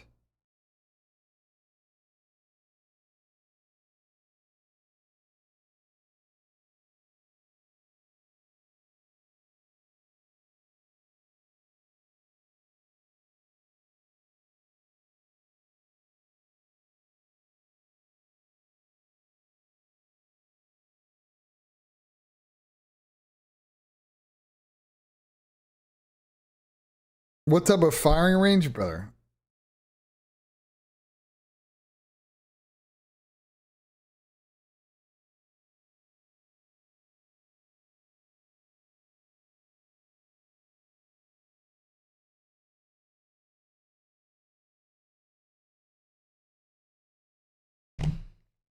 This isn't the best BO1, I agree. Anyway, let's move on. Who's winning 1v1 with Snipes, Prime Sparta, Prime Brandon? I don't know. That'd be a good matchup. Sparta or Brandon, who's winning that? Like, if you made a bracket tournament with, like... Honestly, you know what? This is a concept that someone needs to do. Why has someone done this yet?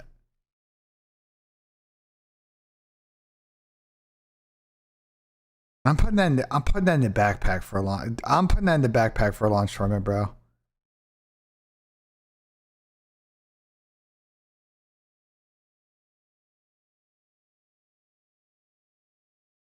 A sniper fucking pro CDL, like some kind of tournament 1v1 snipes. I don't know.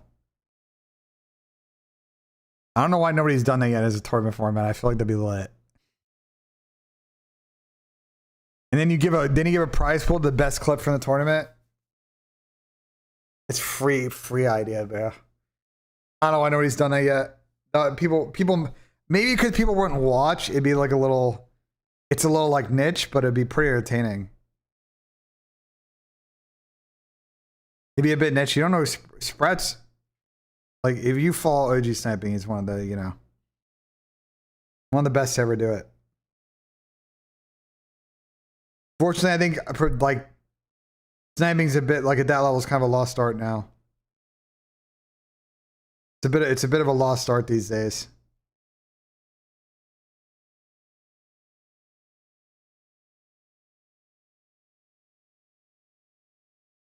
Yeah, I think if we were gonna do it, I think you kind of missed the time to do it. You know what I'm saying?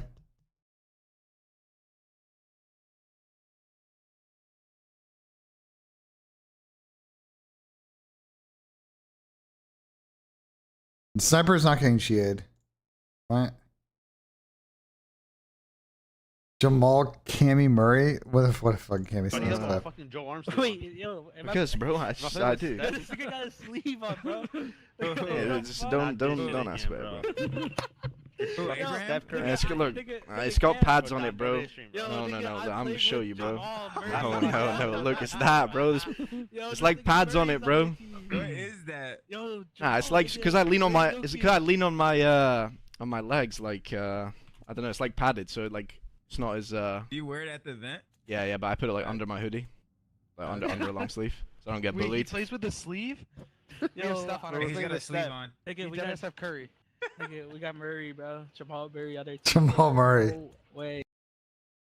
I mean, I tip it. That's good tech out of Cammy. I'm not gonna lie. It's good tech out of Cammy. That's good fucking tech. I'm not gonna lie.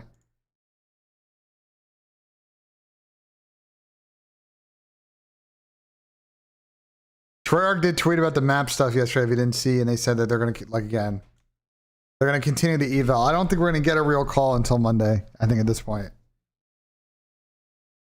I mean, yeah, I'm at that point a bit with my right knee where there's on-off periods where I gotta put that brace on. Sam said he got texted the map set yesterday, but he wasn't leaked. Damn. I think Sake is a good chance of being in, yeah.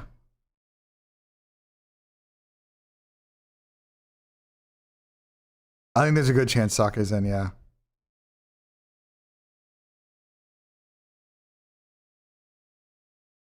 Well, then that's probably Clifftown then. If that's the case, it's probably Clifftown Hardpoint then. Would be my guess.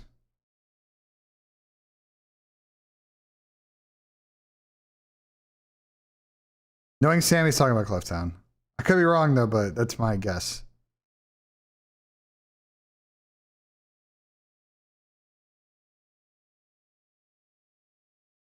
They don't want to add they don't want to add a map for all 3 game modes.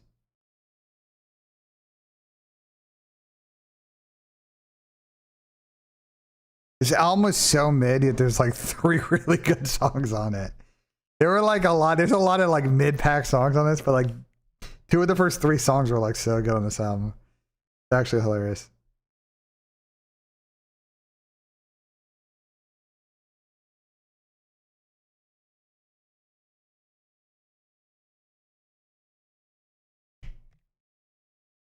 He said, and I quote, "I think you should scream Clifftown." Yeah, then I mean this shit's going in then.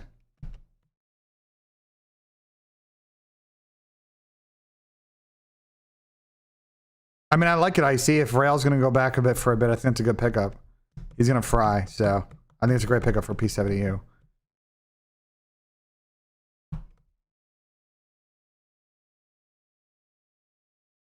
Well, I guess they're going to have to start playing it, Callum. Yeah, Falcons played terrible yesterday. I mean, if you want to scroll down, there's a scoreboard in here that's fucking jump scare. But I mean, I'm gonna be honest with you guys. This happens a lot more than you think it does. If you think that this is like an outlier in a scrim, yeah. I mean, this doesn't happen that often. But I'm telling you,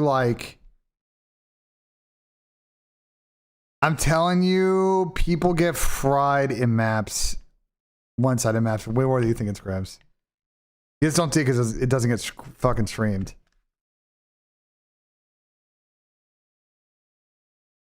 That's pros versus pros. I mean, I'm gonna be real with you. You don't think Abe, Capsule, Prolo, and Cammy is basically a pro team? Like, come on, bro. It's basically a pro team.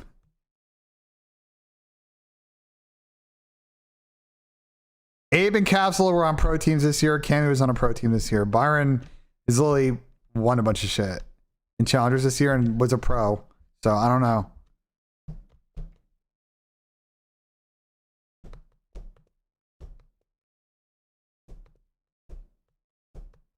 C9 looked ass? I mean, yeah, but I could have told you that one's going to happen.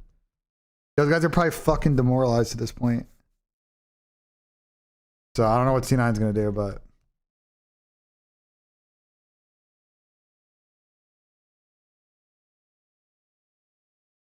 But C9's also... Listen, I'm going to keep it a buck, guys. We're at a point where I'm making a call, and it's going to...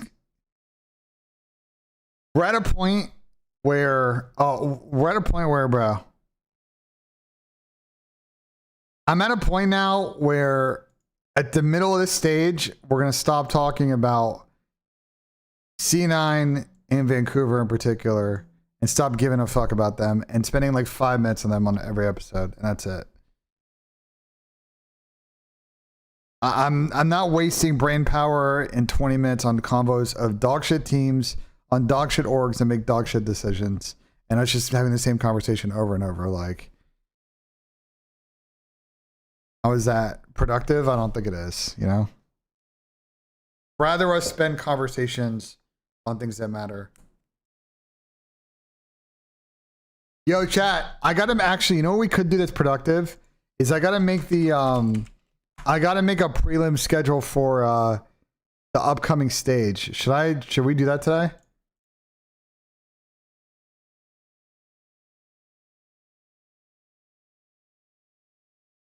Should we do that now? I gotta make a prelim schedule for Tommy.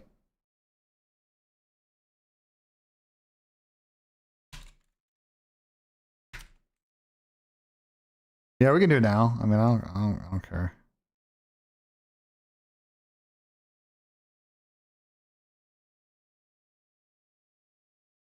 All right, let's clear this out.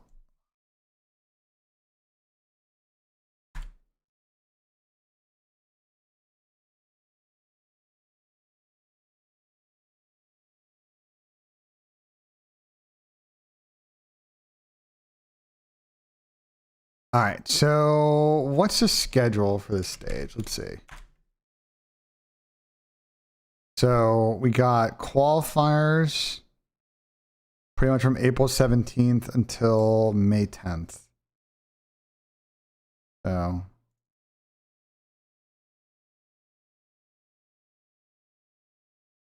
$419.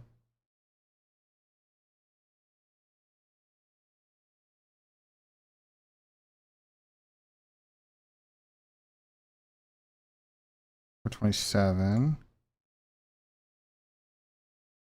5253 on May 10th.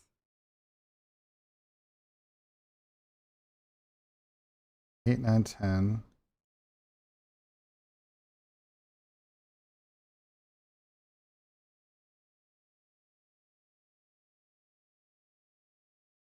It's a 3-day event, right? That's just this, right? Yeah. May 15th, 17th, yeah. You only have 15 episodes this stage? I mean, that makes sense, right?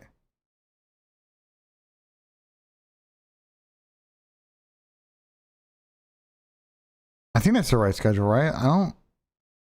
Minor is 24... The minor is 3 days. Oh, the minor schedule is already out. Vancouver Falcons, Boston, Miami, Cloud9, G2, Carolina, Toronto. Carolina, Toronto is good. What's the bracket for this? Ooh, Optic got a tough draw. Jesus. I don't even see this minor bracket yet. Damn, Optic, the top side of this bracket, Optic got a tough draw.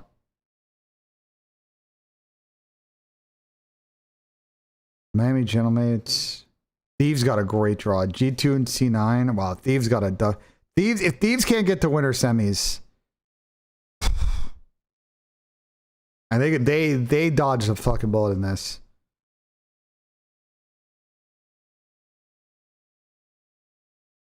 They dodged a fucking bullet. I'm not gonna lie.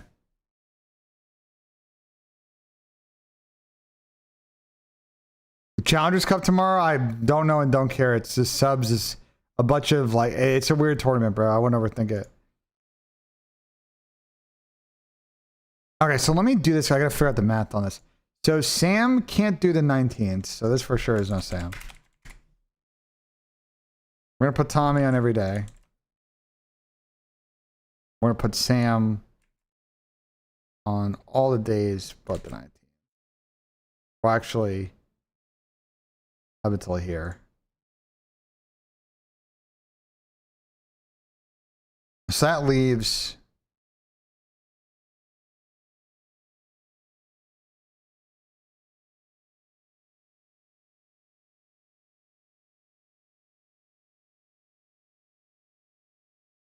where's my fucking summary thing?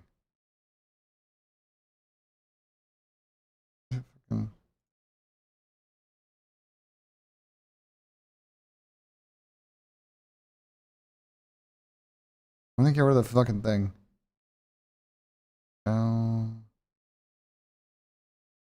Why did I get rid of like the summary thing on the bottom right? Oh, it was the wrong day. True. I recall chat.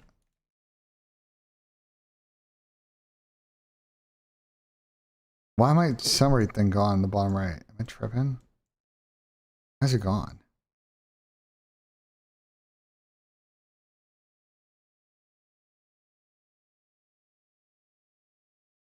There's no way to get rid of it. Where's the fucking...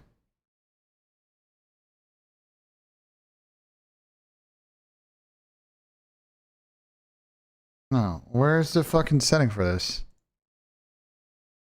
Filter, view, hidden sheets, group, ungroup, show.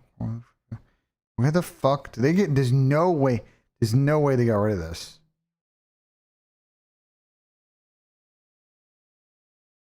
There used to be a summary thing, like make it a table if you want totals.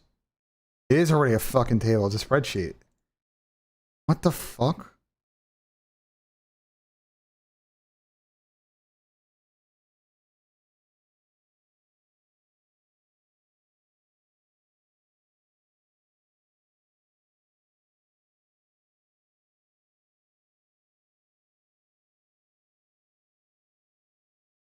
Let's create a filter. Brings up. What the fuck? I've never seen this bug before.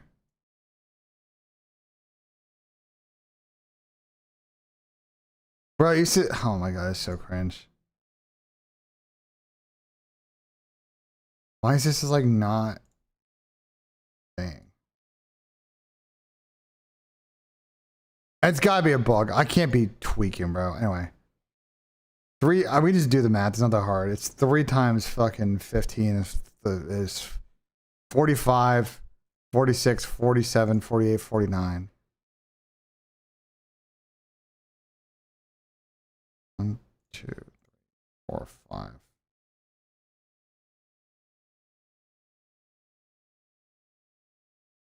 So I think I put myself on 9 episodes.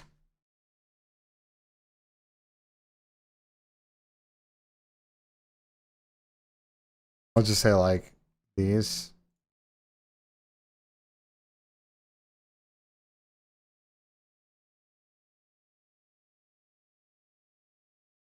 And that leaves, should be enough, right? That leaves enough for, that leaves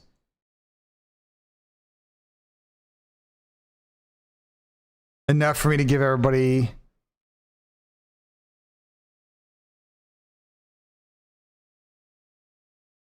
like 5 episodes. 1, 2, 3, 4, 5. No, it'd be more. It'd be. I wish I could fucking count this correctly. It's so fucking cringe.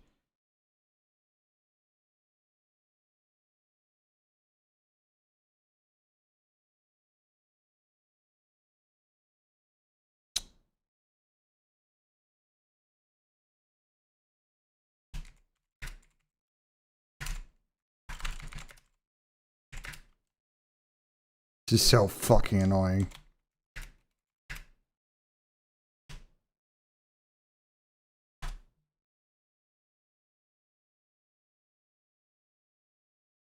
Format convert to table. It should already be. Is it merge range? Where the fuck is the merge? Because of the count ifs, there's no merge range.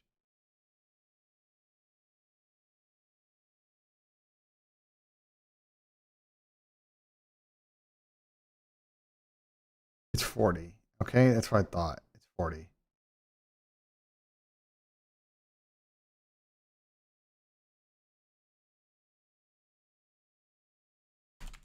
So I just got to give everybody 8 shows. Doable.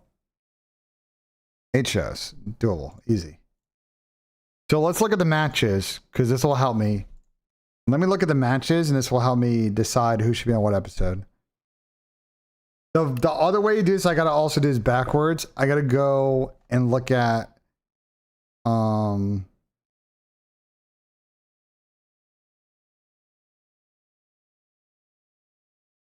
I gotta look at the challenger schedule so I can know what episodes Donnie can do. So Donnie's not gonna be in the NA qualifier. Elite playoffs are May 7th. So that first weekend, okay. So the only thing is I can't put Donnie on 9-10, so Donnie's gotta be in this episode.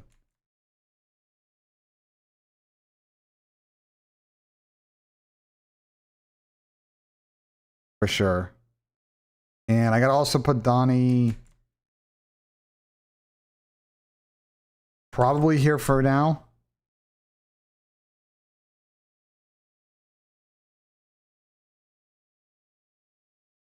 No, I'm trying to like not randomize it. That's a stupid way to do this. Okay, that like kind of helps with some of the Donnie population. Anybody else that would like? Pat, obviously we don't want to do Fridays. We'll figure that out as we go though. I give him 8 or 6. Yeah, Pat's just gonna have one weekend. Okay, easy. All right, so let's go through the matches, and I'll tell you like what are good days. It's Miami Thieves.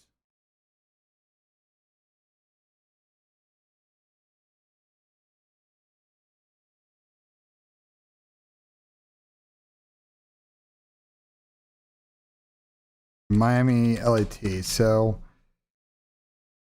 I think Meech, Carolina, Miami Thieves.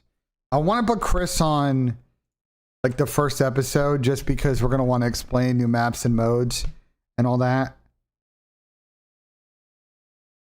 But I think this also would be a good Donnie or Neb episode.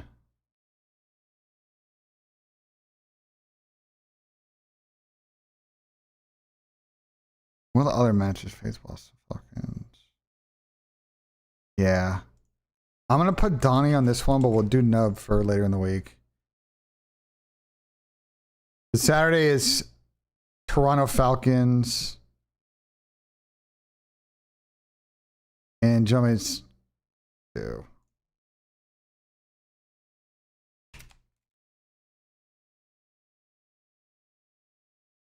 So let's put Sam Dill.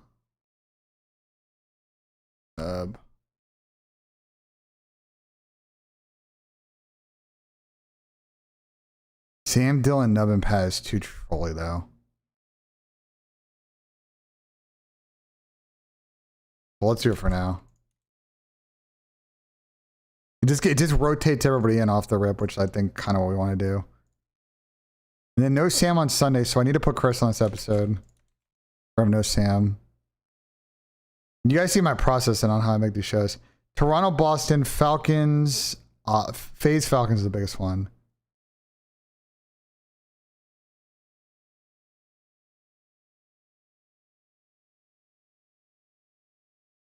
So, Optic Cloud 9. I don't really want to put Pat on this one. What's it? Because we got to put Pat on like a one or so. And Chris. Let's do Dill.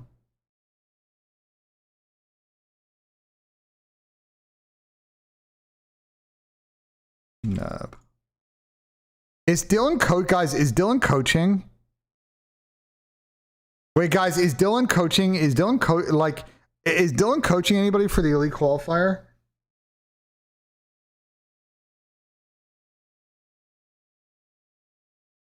Okay, good.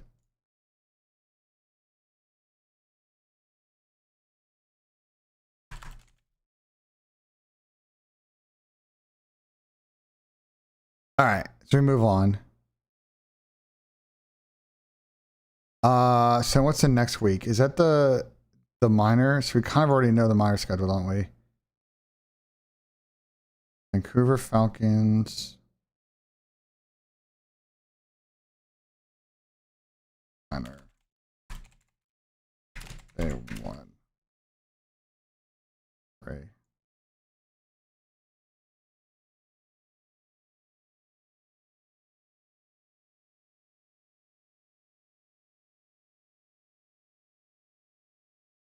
I think this is a me, Nub, Dawn episode, and Sam. I want to save Chris for the weekend on this. Like, I want to put Chris here.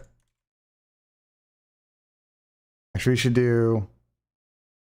No, what we should do is we should do this. Make this... We should do that. Then we do Dill. And... Pat. There you go. That'll be a good split.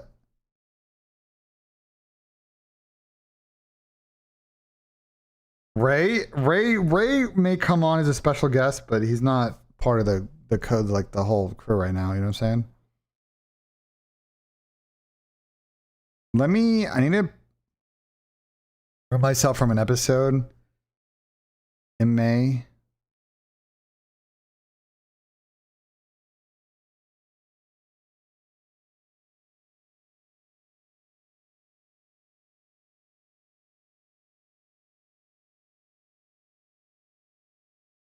Actually, I'm just thinking about this, chat. I gotta go home next week.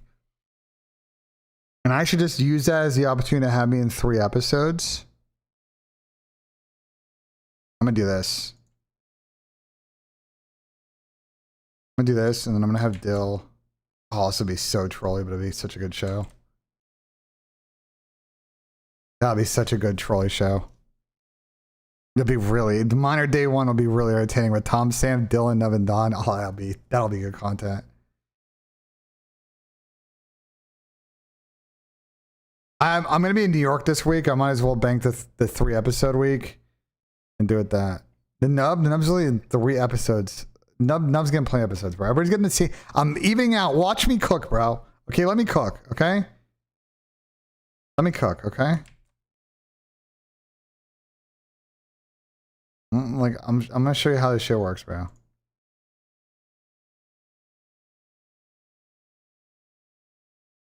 Five one. Optics face Carolina. Optic these face. Those a good one, but they're not top teams playing people that suck. Other than face Carolina. Optic. Thieves. Thieves. Oh,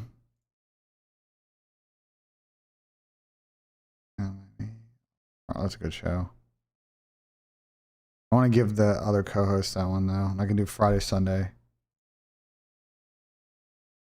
I'll do Friday, Sunday that week. I give Chris this one.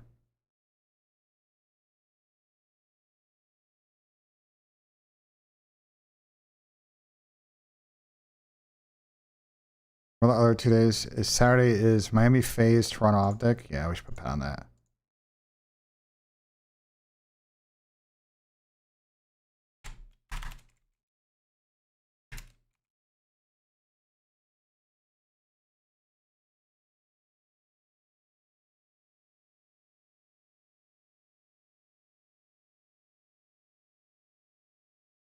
Sam, Chris, Pat.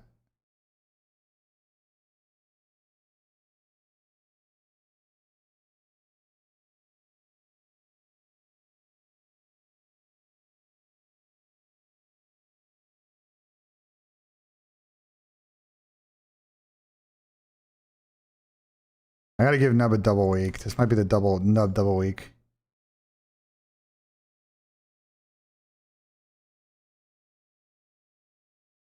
I'm gonna fuck this up, chat. We're gonna have to come. I'm gonna have to come back through and fix it. Just don't worry.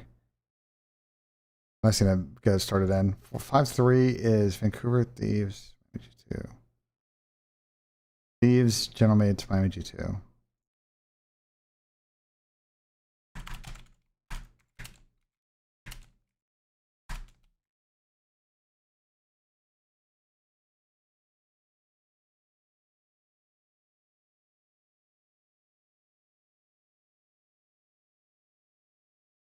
Guys, I'm getting there. We're getting there. I'm gonna come back and backfill it. Just I need to we'll even it out. We'll even it out. Don't worry.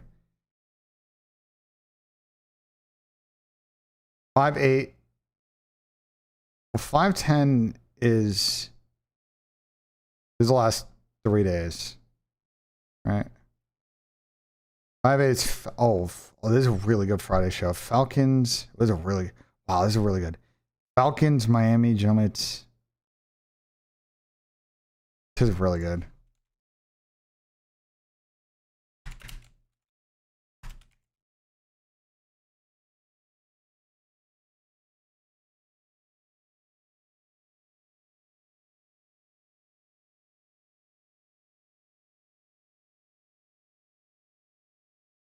Give Dylan a banger show there.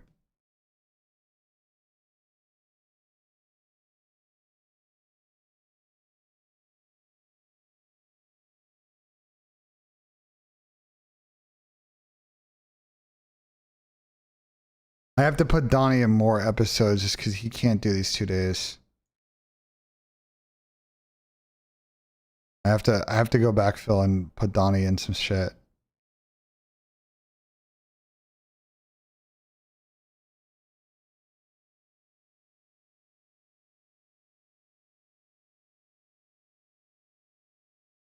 Well, let me figure out the rest and then I can go back and do it. Fuck the club, bitch.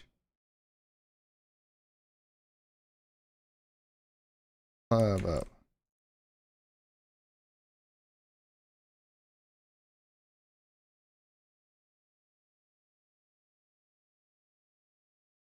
Yeah.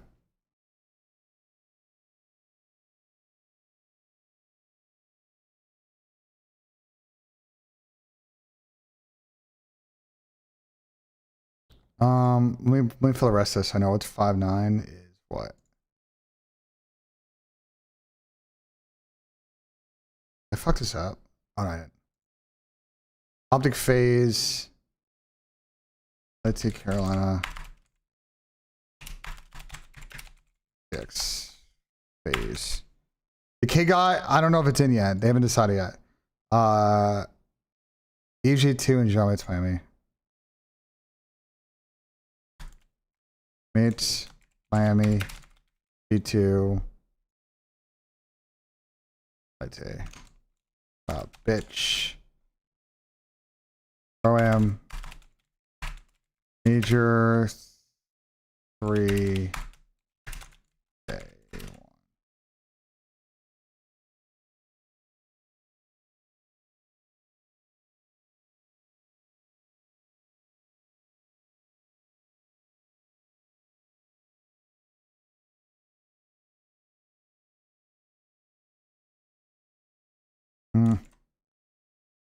I need to put Dylan in an online episode.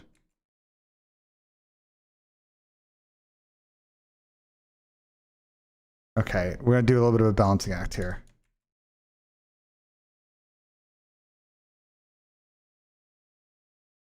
And Tom, Ben, Donnie, Dill.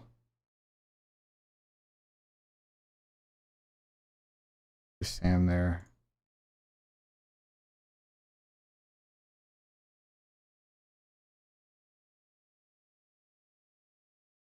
Actually, do I need 2, 3, 4, 7 spots?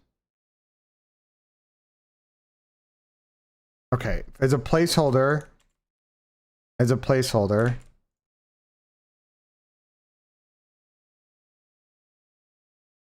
As a placeholder, just to get everybody to round number 8s.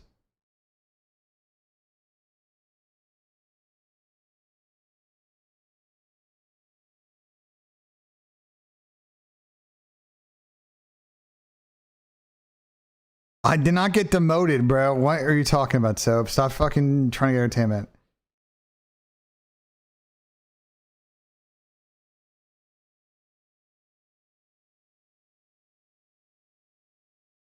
I'll be able to do Sunday.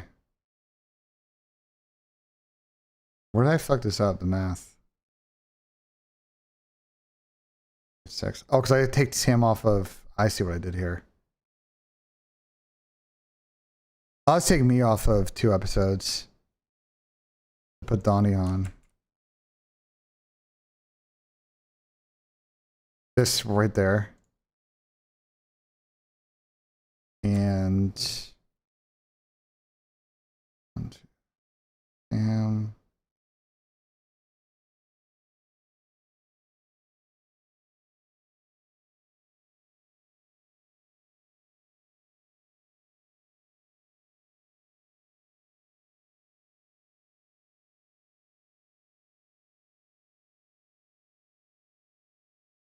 I mean, this is a good start. I'll finish this. I gotta take Sam off some episodes and put me on, and like, we gotta bounce it out a bit, but. Oh, but I gotta swap these around. I can't have Dylan on 3 episodes like this.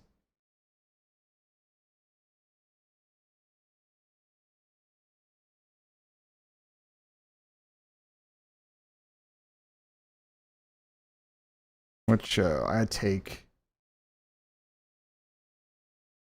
pad off an episode.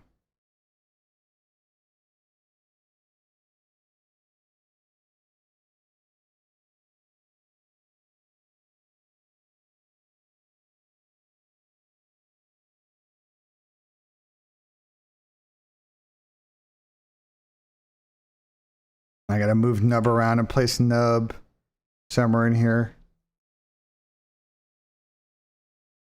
For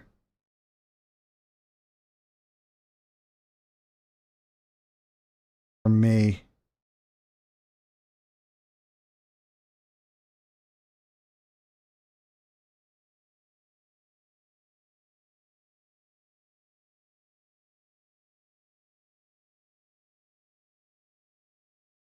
About like right there.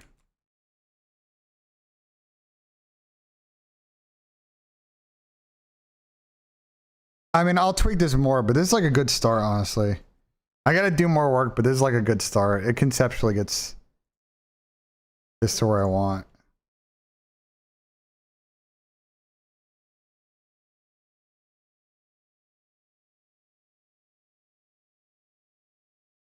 I gotta balance it a bit more.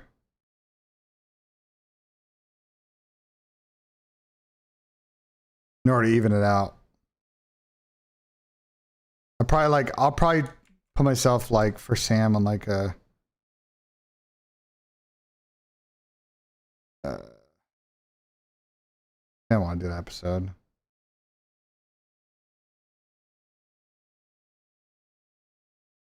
I'll probably like put myself for Sam like on like one of these episodes.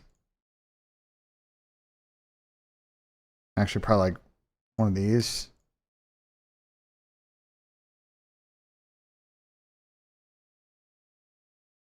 About whatever. Soap on the flank every episode now. But yeah, this is like a, well, I'll tweak this a bunch. I guess that's Tommy too and get his thoughts, but this like gets the template down.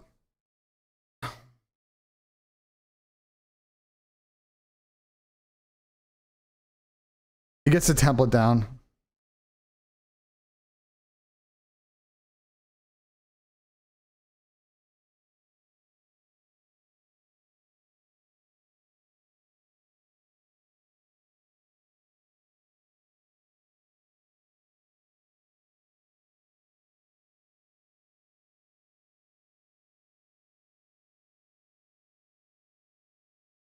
Yeah, I know a couple of tweaks I gotta make. I can't do them until I talk about it with Tom though. But yeah, everybody will get episodes. I'll probably end up with more like 10. I gotta figure out how to balance it between me and Sam. But yeah, conceptually this is a good start. I gotta show it to Tom and get his thoughts. But like that's like that'll make like a lot of progress in this in like a meaningful way.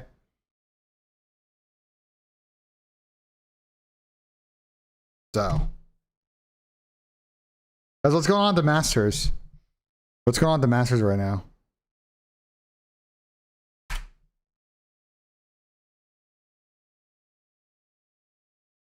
Sunday's on a good round. Hatton's on a good round. Great for our picks. Rom's 2 under. Needs to move. Speed's 1 under through 7. Brooks is 1 under through 7. Scotty's having a bad day. Scotty's back to even. This guy 3 over on the day. He's 2 over in the day, damn. Yeah, I told y'all Scotty ain't winning this shit, bro. This is so set up for just I'm telling you, it's a free Rory victory. I'm gonna grab my lunch, but I'm telling you guys right now, bro, this is the freest Rory victory of all time.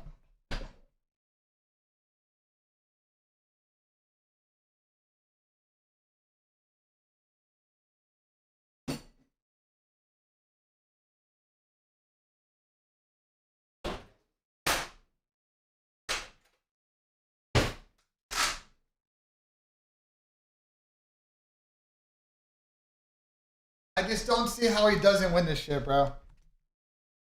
So I might not being in episodes. I'm gonna do whatever it takes so that we can get our co-hosts evenly in episodes, bro. If I gotta do 8 episodes, 12 episodes, I don't really care. There's one to show should be good.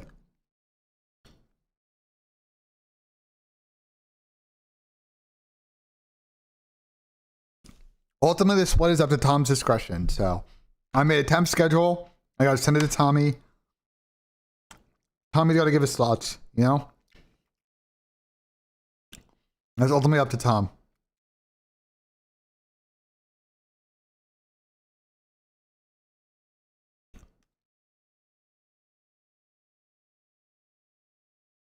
How do I feel about the Yankees getting one hit? I mean, it's not great, but they also played pretty good so far to begin this year, so I don't have many complaints. They're not hitting well, but they're winning games. So, I'm fine with that. The hitting will come. They'll get more guys about the Mendoza line.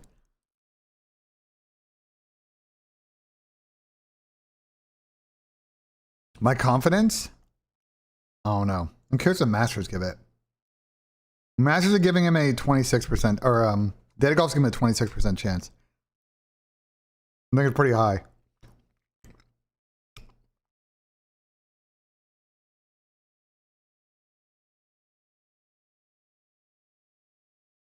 It's pretty high, but respectable.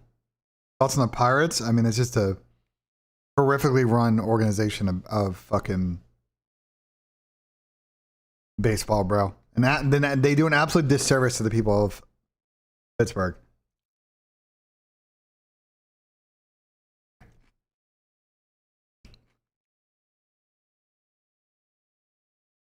Pittsburgh's a great sports town, but they got to have some of the worst owners of all time in that fucking city.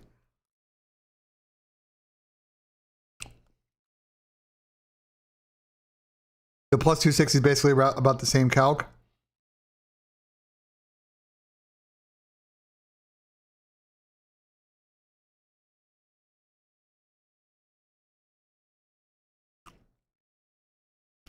I mean, you can play the single, but a Xander like top 10 is probably a good leg ad.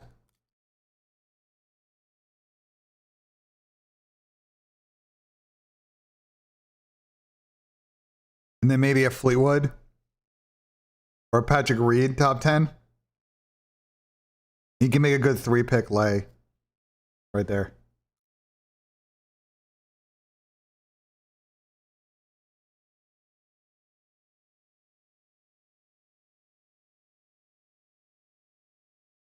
Who are the two people that might cost you?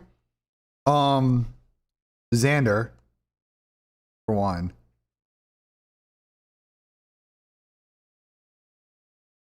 Here's who I think realistically on the weekend. Wyndham Clark's having a good round, but I'm going to need to see more from him on the weekend.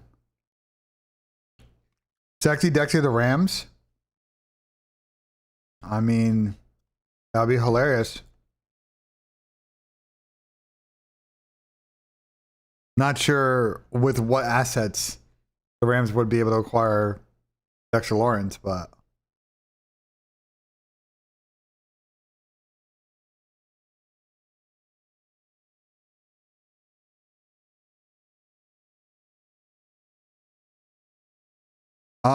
probably over the weekend. But realistically, your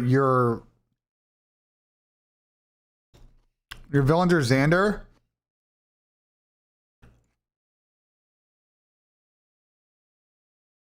And one of the Europeans between Rose, Hatton, and like Tommy Fleetwood type shit.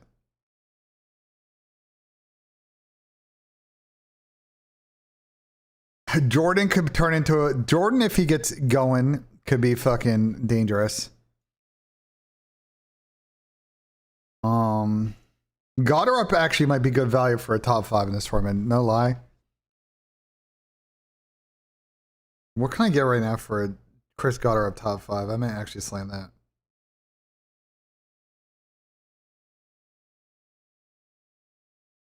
I go DraftKings.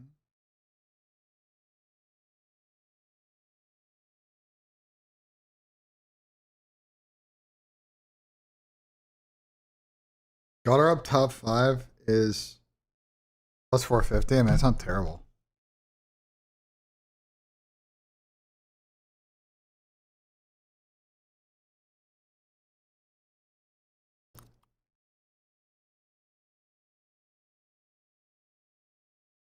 You're doing on Rory? I mean, I think Rory's gonna win, bro.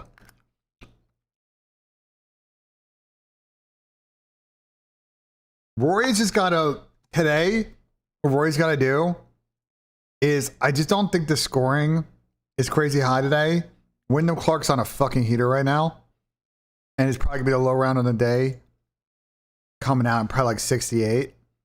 I don't think anyone this afternoon is getting a 5. I mean, Tyrrell Hatton's on a flyer too, but I think Rory just got to go out today and just shoot like 70. A nice crisp 270. We'll keep in the final group on Saturday.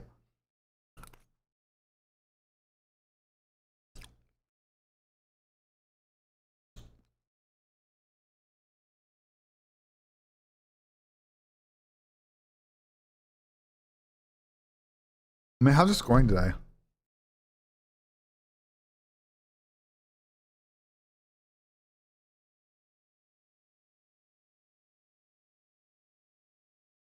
It's more scoreable today, this morning.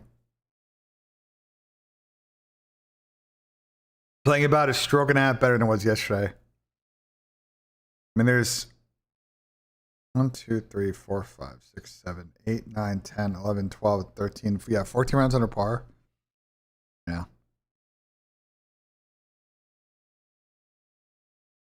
That's why this has moved a little bit in the other direction. All right, bet Hambone. If Jordan can make a putt, I mean, yeah.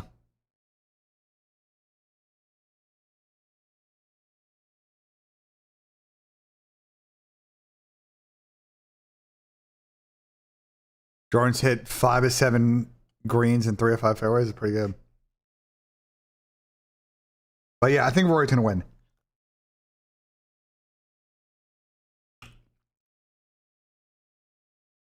His golf course is just like perfect for Rory's game. Rory is not the world's greatest wedge player. Here's why it's a good Rory course. Rory is not the world's greatest wedge player historically, but he's an absolute bomber. So when he hits accurate drives and gains distance off the tee, Jordan's got the world's luckiest bounce of all time. That was insane.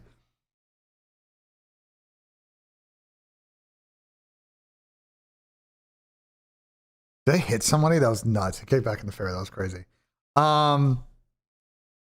Would you rather get to play Augusta once or get lifetime tickets to watch the Masters every year? I'll take lifetime tickets.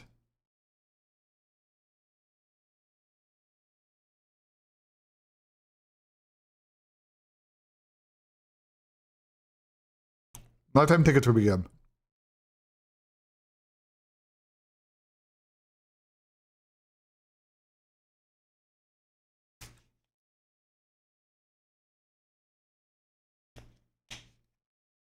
One of my eating just an Italian pasta salad. It's a nice little Italian pasta salad. Finish my thought though. What lead do you think a normal golfer would need to shoot on Sunday? I have no idea. It's an insane question. Look what.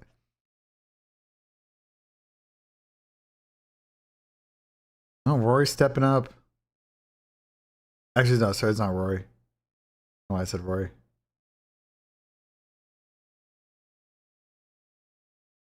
This is Gary Woodland, right?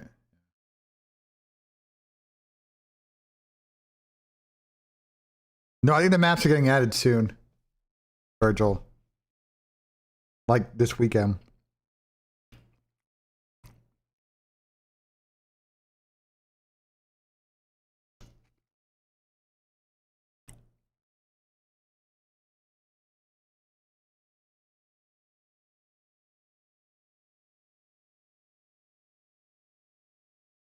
I don't know what you're talking about, going to dig. Oh, you're talking about tennis. I'm not.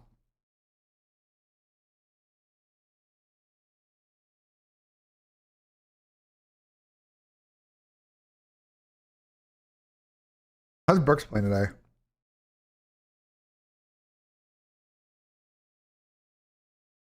We get in trouble on 7? Which one is 7? Oh, seven's a get. Wait, he bogeyed 7.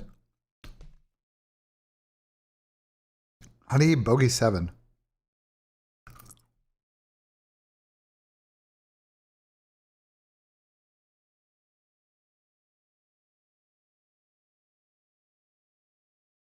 Rory par worse first 3 holes. Wait, so Rory can't get a birdie in the first 3 holes? You might be cooked, brother.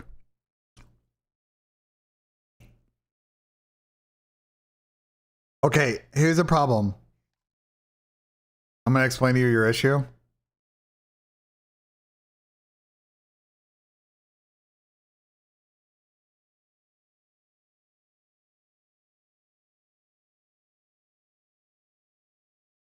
The pin locations on 2 and 3 are way better than they were yesterday. The pin on 3 is in the back, and they can pitch it into the ridge. So it's the easiest position on that green.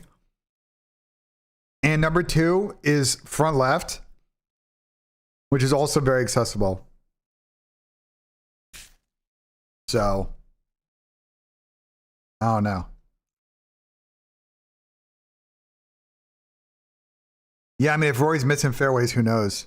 Like yesterday when he started. Fried up, I appreciate the Twitch Prime. My God, thanks so much. You never know, but oh no.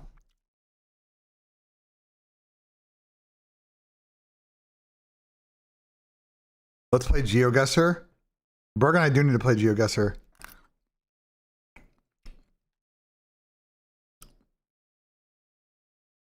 We gotta do that this weekend. Let's go in there. Let's see what they're doing. Let's go see what Berg and Jamie and stuff are Sound doing. microphone activated. Channel Yo, switched. streams are live. Streams are live. Yeah, me too. Hey, man. What are you guys doing?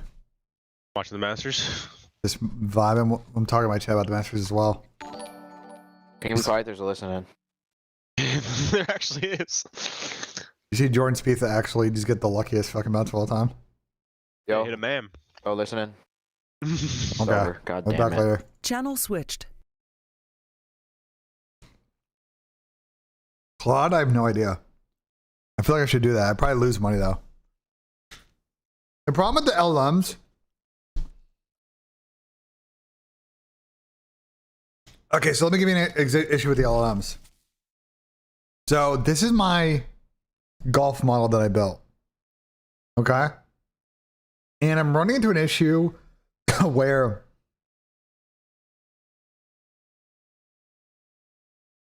there's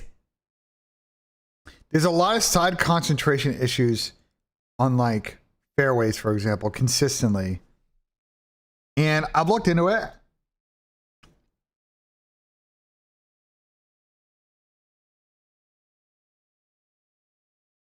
I've looked into it.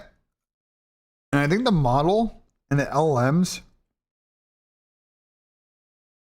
have a hard time accounting. Like, its response for anything is to just mark it correct.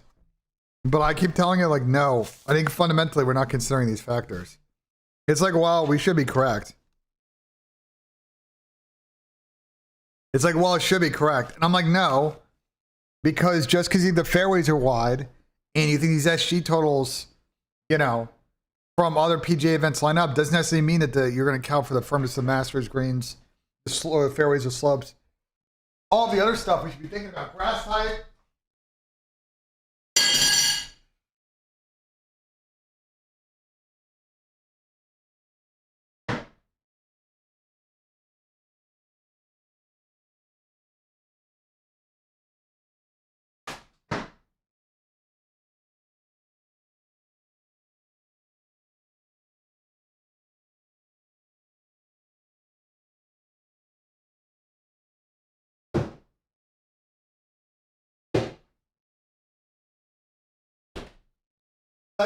That's just my thing. Like, I think you know what I'm saying? Like, I don't know. I think it's got a good read. I will say the strokes plays historically have been really good with the the regression on this. It's really off on some of these. The matchups, it's clocked though. And I agree with it. The birdies are better matchups are the biggest trap on prize picks, I'm not gonna lie. But this is a really good play.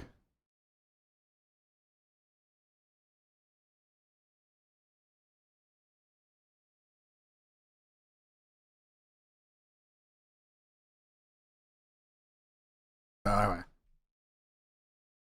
I'm still working on it, but I don't feel it's in like a great spot yet where I'm like super, you know what I'm saying? It's just, I'm constantly trying to tweak. Right now, I'm just trying to tweak. Like, I redid the logic. I assigned grass types. We got blends in there, and it's just like I'm trying to figure out like a lot of the. I'm trying to figure out a lot of like the variables that I want to adjust. That was great. Is that Jordan? Oh shit! A lot of stuff. No, this is use data golf.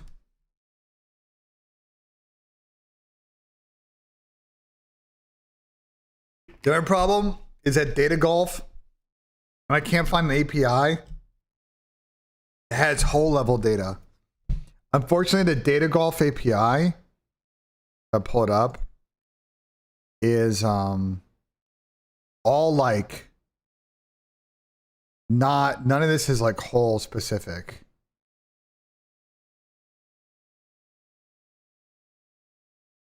Like even the historicals, right? Like if I go, yeah, I could do that. It's just, it's tough because they scrub it out of the site too. They kind of account for it a bit.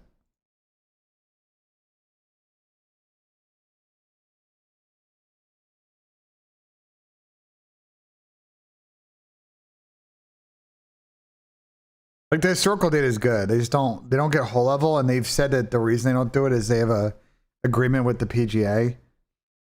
Like it'd be cool if you could just use the PGA Tour API, but like I don't think one.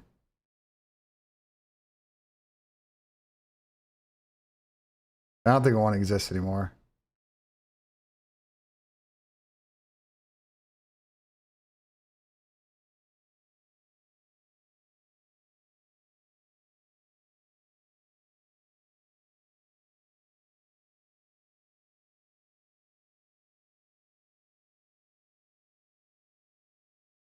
Maybe there's another API that exists out there that's not, you know what I'm saying?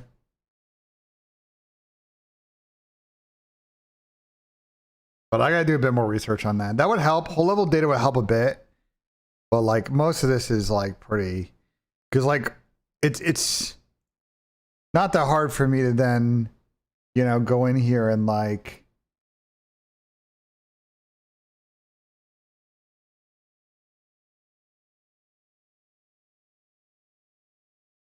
you know, I'll give an example. Here's my Claude window.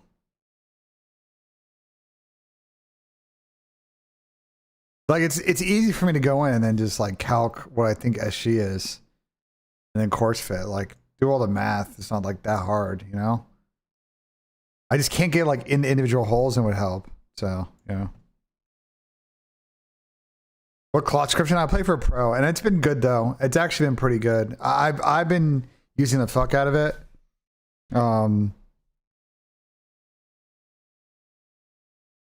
One thing I want to do next with Claude is I want to use Claude to build episode reporting for the flank. That's something that I was going to work on this weekend.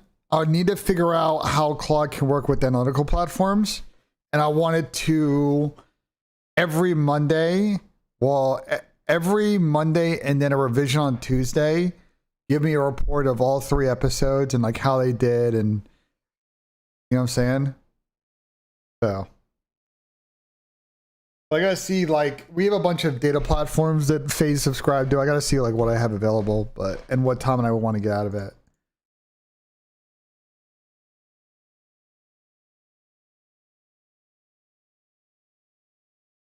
Yeah, I use Claude Code. What I do is I use Claude Code in VS, and sometimes it depends on a given day. I'll use a terminal output in. I just like having VS Code because I use Claude a lot. I use the plan mode or I use superpowers. And so it makes markdown files that I can read. And it's like annoying in terminal to like use terminal. And then at least in VS Code, like, you know what I'm saying? Like I can do, I'll show you. Like with VS Code, I can do like a view like this. You know what I'm saying? So like, yeah, if I have like the terminal mode in here, this is just a normal view, but like, you know, if I do.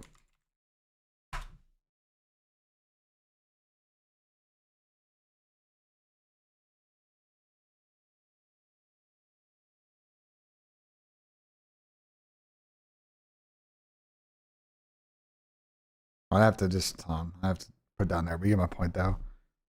It's like, then I can like actually side by side it. It just like makes it a little bit easier, so. I know a lot of people like using the terminal version, and sometimes I do, but it's like, then I like the playing with the markdown files because it actually gives me a lot of like back and forth. Because I fix a lot of issues that way before it starts writing shit. Especially with front ends, it fucks up so much with front ends. It has no idea how to make fluid with fucking, bro. I have such random beasts with Claude. Like, it doesn't know how to make like a properly fluid layout on all viewpoints. Like whatever calculus it does, like it just does not learn.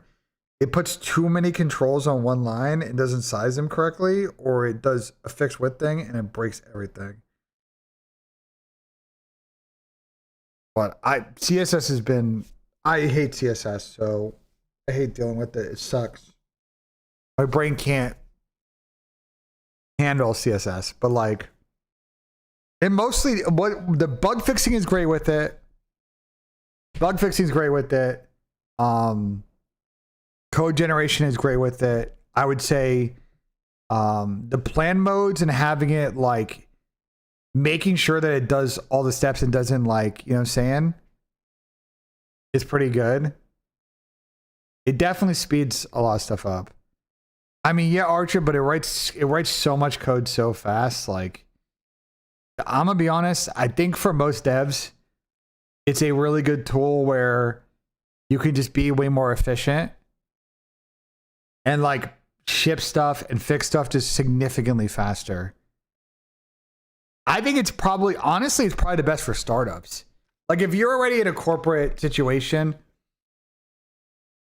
where you're not shipping as many features and you're in more of a support mode or a feature build out for specialty clients, like, you know, there's value there. But like if you're in startup mode and you're just writing shit from scratch, like I think it's probably pretty good. No, I haven't, Gabo. It's ridiculous though. I don't need to talk to it right now.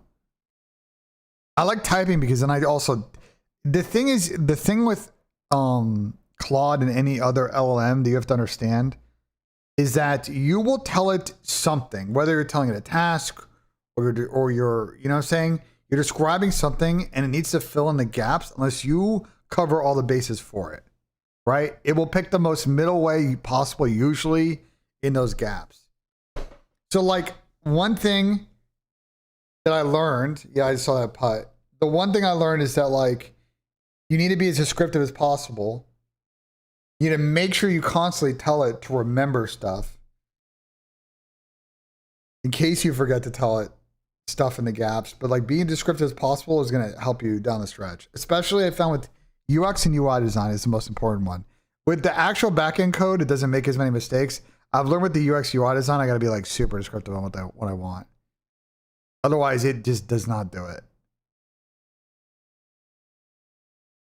Excel micros? Probably. I never fucked around with that shit though.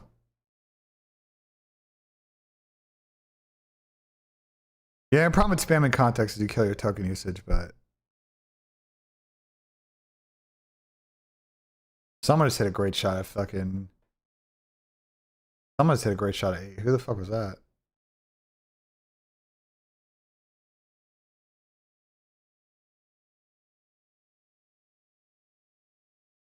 Hey, Rosie.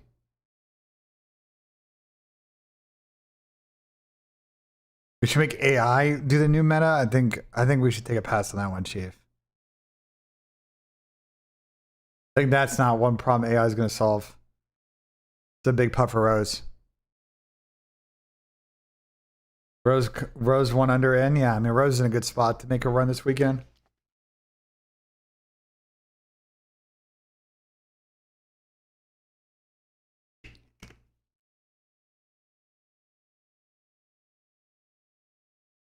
Thoughts on Exton frying and scrims? Is he frying and scrims?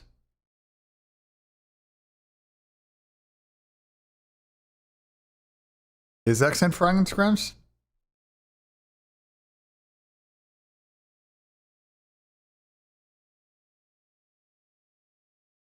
How long does it last until we run out of water? I don't know. Eventually, you need to figure out desalination, you would think. Or at least make it affordable, because that shit expensive, bro.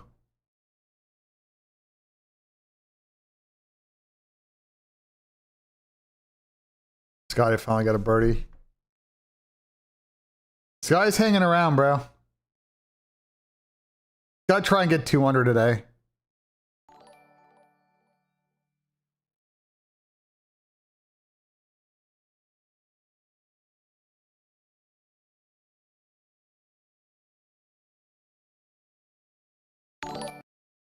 My guy, Justin Pistachio with the 14 months. Appreciate it, Justin. Thank you so much. Yo, Justin, I was telling Gersh this, I think earlier this week. I don't remember when I had this call with him. But I'm going to try and come down to Dallas at some point in either April or May.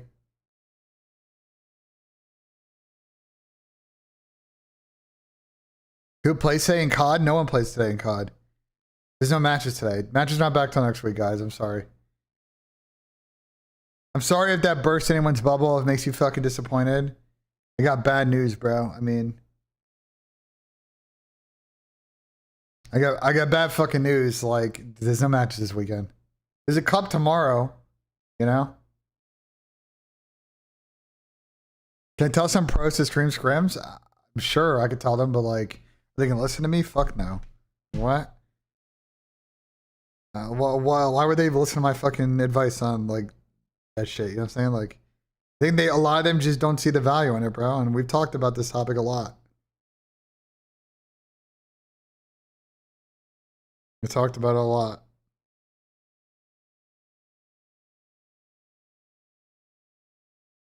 Some may try, some may not, but you know.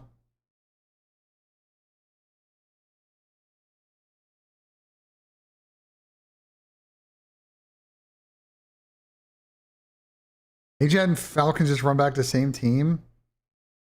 If the QK thing like really backfires, maybe. But I don't think that that's the option they're looking at right now. I wouldn't say it's the most likely. I think most likely it's going to be MC, QK, Pred and Kiz. Probably the 4. Be my guess.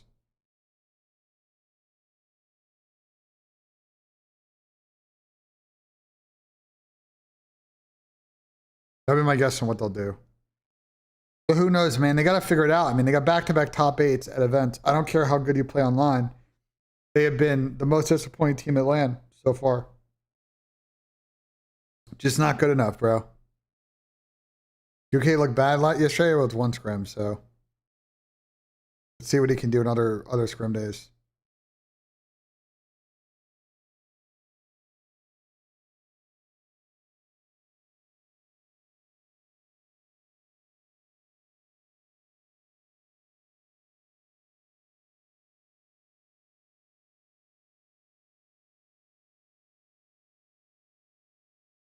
Yeah, I joined JCap's Madden League. I'm going to play my match tomorrow. The person I'm playing is not around today, and I can't play tomorrow early, so we're going to play tomorrow night. So.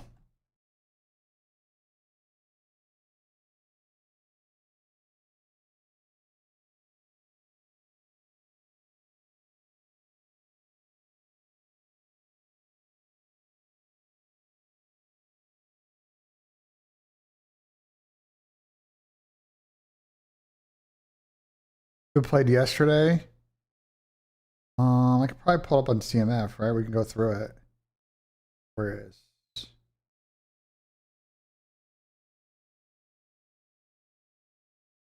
Yeah, we can go through and see the scores.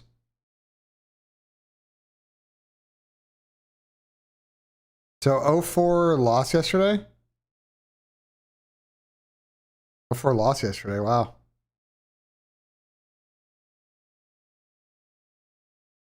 31-34.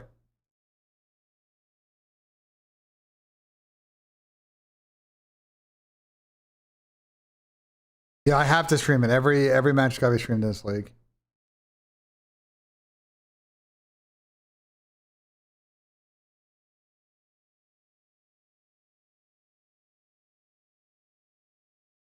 Before couldn't run the ball. Also, he definitely didn't maintain a 70-30 ratio, but that I think Cap will get on people's ass.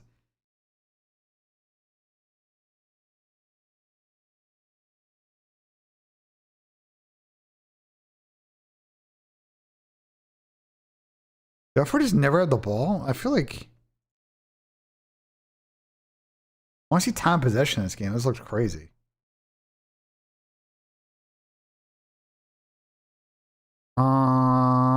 Well, I fear Uno's team sucks. You got blanked. I mean, the Giants are terror bad. You ran the ball twice the whole game. Yeah, people were not. What? This can't be right. He went two. Nah, this must have been a forfeit. Now it's playing like 2 hours. I might need to tune in on a golf course. Tuck B retribution, pretty bad with the Dolphins, tippable. TJ wants 42-17. Jesus. 3 TDs, 3 picks. I just got through 4 picks. I mean, yeah, that'll do it. And didn't run the ball once. Oh, there's like a lot of connection issues. Yeah, that's going to be a problem in Madden sometimes. Shady and Nick Exposed played a fucking banger. And Shady won by 3. I heard about this game. I heard it was lit. Shady threw 4 picks and 5 TDs with Tyler Shea. That's crazy.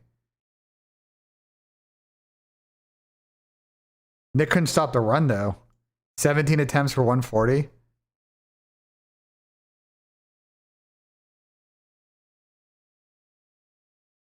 Chris Olave caught a bomb.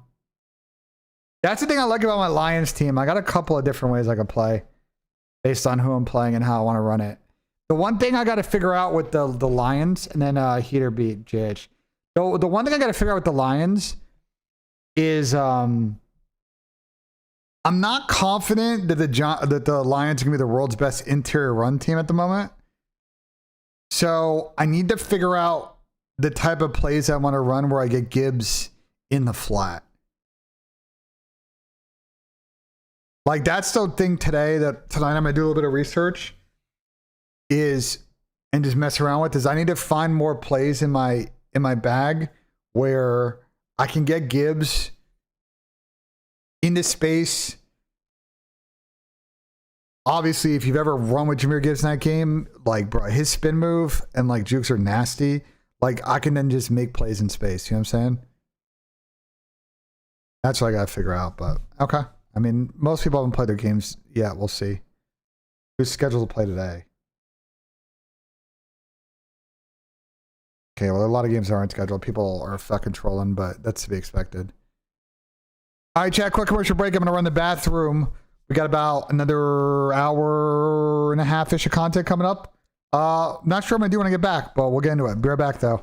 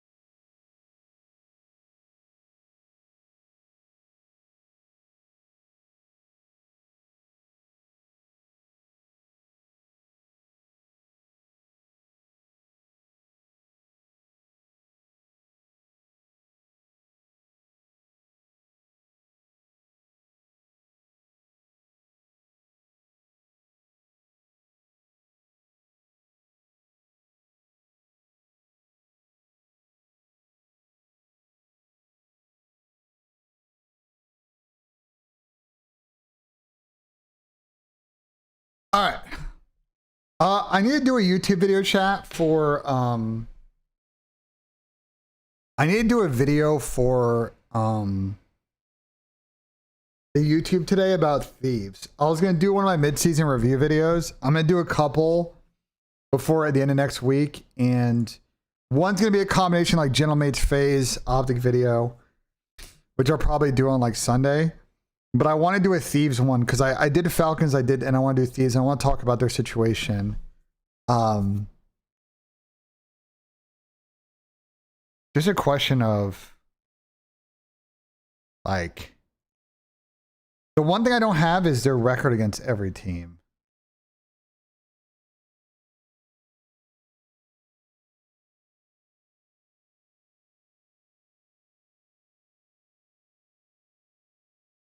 That's the only thing I don't have is like the record against every team I don't have. I don't think I do.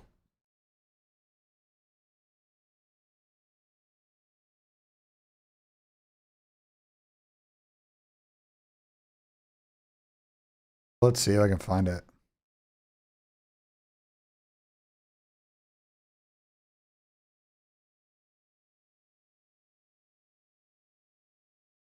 I mean, head to head, but that's not going to go. It's only going to give me like a.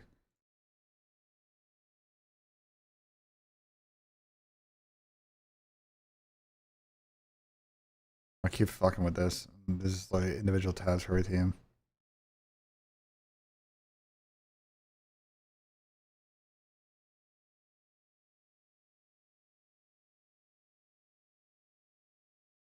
Check Whisper.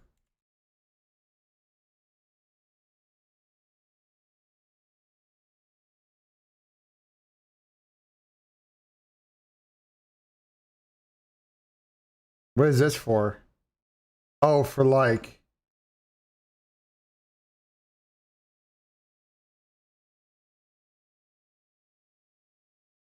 Well, it's kind of cool, fried up.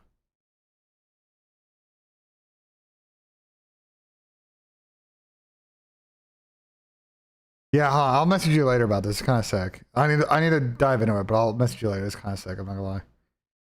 Yeah, where did Cap? How did Cap? I want to see like.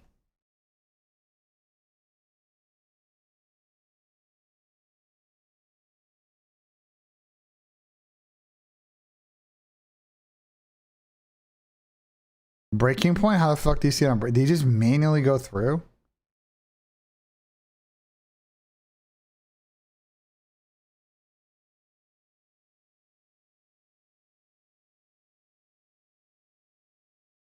But he like you can scroll down here on this page and you can see all their records and game modes.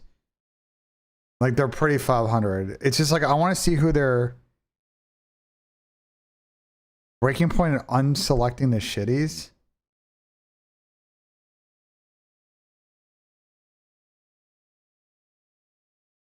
Or like going to here and like.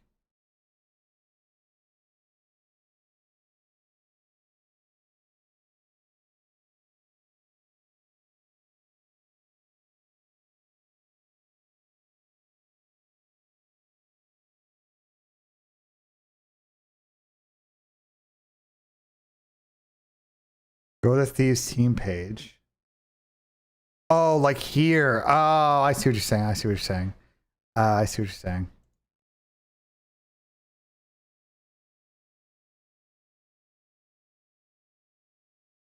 Yeah, but I want to see like their win record. I know they're like kind of 500 in the modes. I just want to see their win records against good teams and bad teams. I know how I do this. I know how I do this. This is gonna be very easy. Hold on. I know how I do this, bro.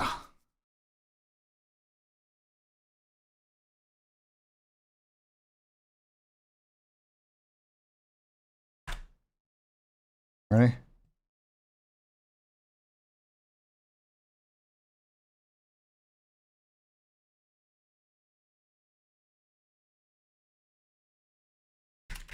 Make a table that shows LA Thieves series record and record in HP, S&D, and overload against each specific team in the league. I'll eventually make this like a site feature of my internal tool, but for now I'm just gonna have it just fucking do it. I'll make it a fucking like, I'm gonna make it like a searchable thing because we're gonna want it. But for now I'll just have it just manually build this fucking table because I'll do it in 3 seconds. And just put it in a markdown file.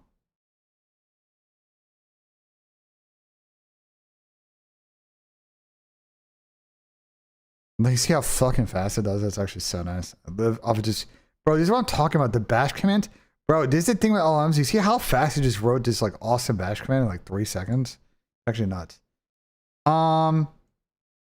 Yeah, they're pretty dog shit against top teams. They're 2-5.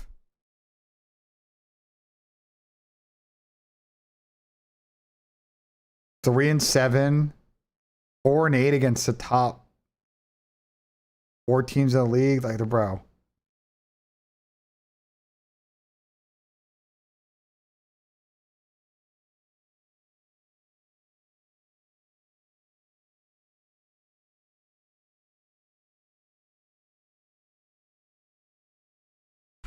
Put this table in a markdown file. Actually, create an HTML mockup version of this where I can toggle certain teams from not.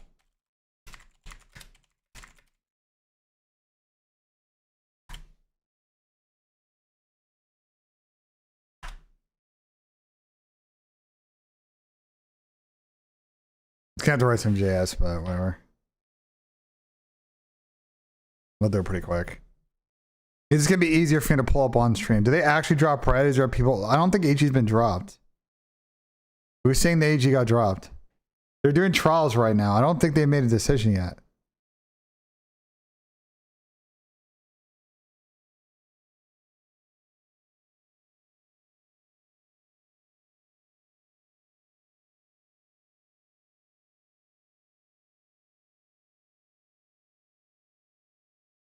See how fast it writes this shit is like crazy, bro.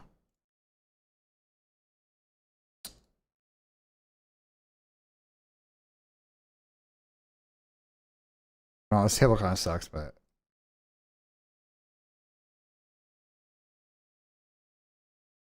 we take out like all the shitties.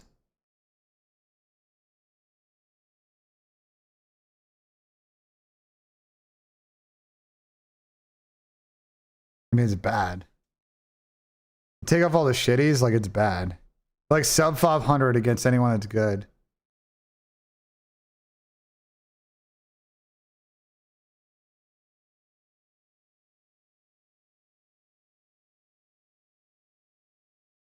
I mean, yeah. I mean, that's just the issue. And like what I'm going to talk about in the video is like, I don't think that they're terrible. I just think this team is kind of what we've seen from a lot of disappointing, quote unquote, like superstar or god squads over the years, is that like they don't have great chemistry, and against shitty teams they can farm them, and against mid-pack teams like a Carolina or a G2 they can find a way to have a positive record. But then when you take those teams out and they have to play good teams, yeah, they're not that good.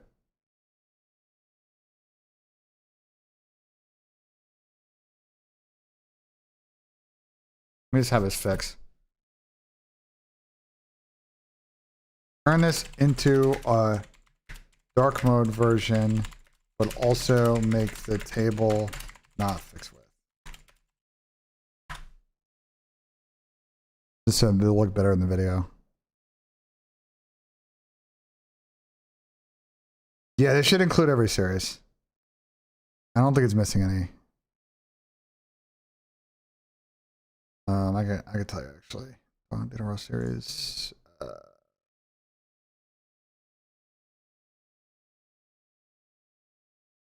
It's got all of them. Yeah, it's got grand finals, Elim round 3. 2. They should have all of them, yeah.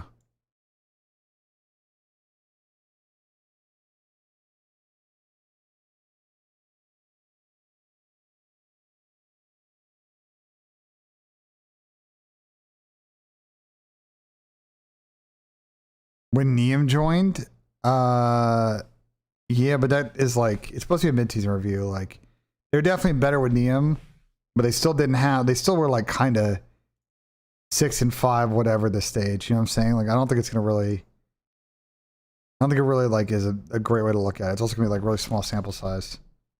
Yeah, it's way better. Gotta tell what to do, bro. I'm saying, you just write shit so fast. Okay. So we want this.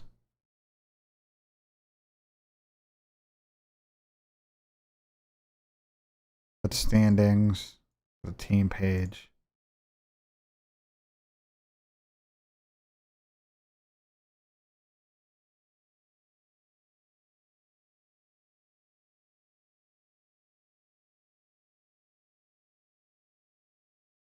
Do it that way and this way. Okay.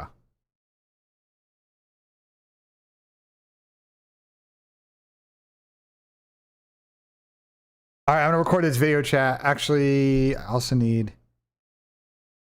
like display.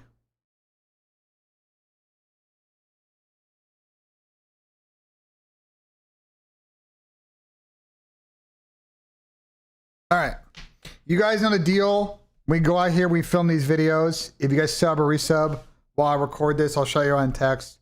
But as we are in between takes, I gotta lock in.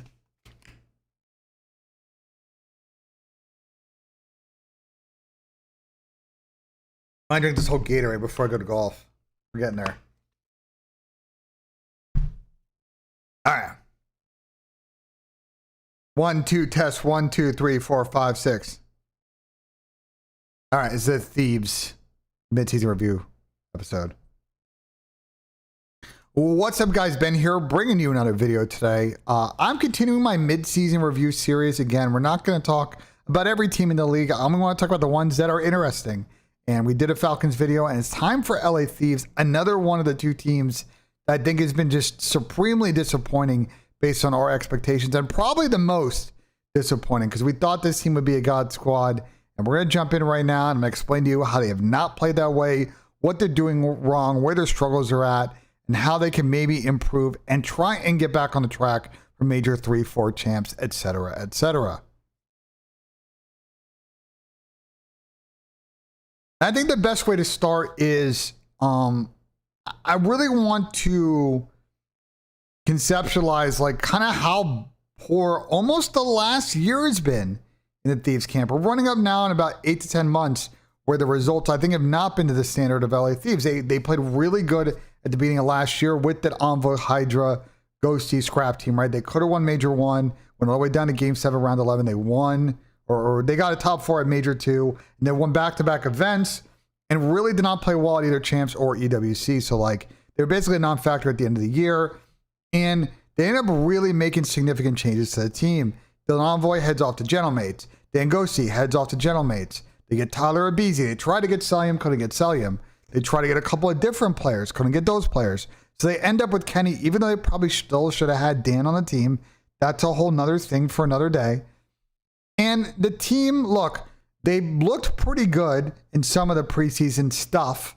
But as, you know, we got to later in December, the beginning of January, getting towards Major 1, it didn't seem like everything was all sunshine and roses over in the Thieves camp. Kenny was struggling pretty badly individually, as well as the two subs on the team, Abizi and Hydra. Didn't really play that well during stage 1. And while they were able to get top 6, they played a really, really poor Call of Duty on Saturday at that event, and were just instantly a non-factor. And kind of a similar situation during Major 2. They were a little bit up and down this stage. They farmed some noobs at the beginning of the stage. We'll get to that. Played some better teams, struggled, got a little bit better before the event. But again, got to the weekend, and although they were able to beat teams, you know, below their skill level, they once again ran up in this case, Sunday morning, and just got instantly dumped out of the tournament with not even putting up a fight. I mean, losing on 2 3-0s to get eliminated from back-to-back tournaments is what we'd expect from, say, Carolina Royal Ravens, no disrespect, but an LA Thieves team that we expected to make it deep in tournaments, make it to finals. They have been nowhere close so far this season. And so I think to help conceptualize this, I made this quick chart. Shout out to Claude and shout out to Breaking Point for the data. But I want to conceptualize to you guys like how poor they have been against quality opponents. So this is their full series record, season record on the year.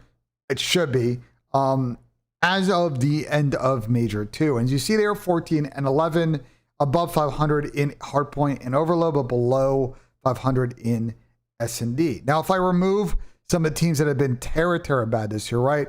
C9, Vancouver, Boston, and leave teams that have all been pretty solid online or on LAN, you see that now their record is 10-11 against those teams. Barely 500 in hardpoint and overload, and again, sub 500 in S&D. Now let me remove the teams that haven't been as, that I wouldn't say are elite talent-wise, Minnesota, Carolina, and leave Miami, Falcons, Optic, General Mates, Toronto. So what I perceive is like, probably should be close to the top 6 in the league. You see this record now, 6-10 and sub 500 in all of those. And if we take it even further, I get rid of Falcons, I get rid of Miami, who have been disappointing, and I just leave, teams that, have gotten top 3 this season. You see the issue here, 4-8 against those teams. Optic, General Mates, Toronto, FaZe Vegas, not even close to positive other than S&D, although they've been 500 S&D against those teams. Sub 500, but 500, okay. But 3-9 overload, 7-11 a hard point. You see how underperforming this team is when you do this little exercise on how they play against the better squads in the league.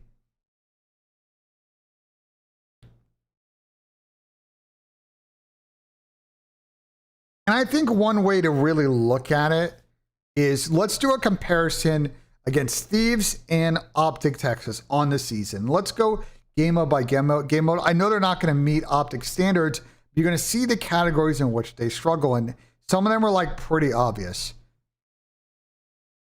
One is this hold efficiency number. Now you might say, Ben, like 6th is actually not that bad, but once you kind of dive into this number, you start to realize that teams that are in the top 6 and the fact that they are 6th, and the fact that if I go to like stage 1, for example, like how poor they were at this number, and how much this is driven by good performance in stage 2, you see that their ability to hold hills, while they've been great at breaking all season, is kind of holding them back against consistently being better in hardpoint. They have improved in this area. That's not my major concern, but it's a reason they were really bad in stage 1. They got better at it at stage 2, but it is holding them back at times. To me, the biggest issues are in search, though. Let me adjust this back to the season stats. They are last in game 5, not ideal. They do a good job getting bloods, 51%, almost 52%, basically, in opening door 1 percentage, great. But they are only average at converting those first bloods. That's not that ideal. And then their attacking numbers and defensive numbers are okay. Real quick, what I need to do is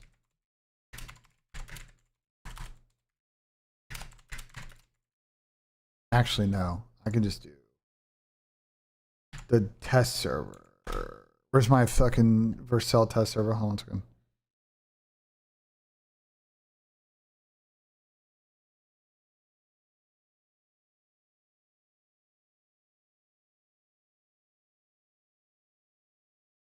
Let me go. Let me go look at it this way. It'll be a little bit easier.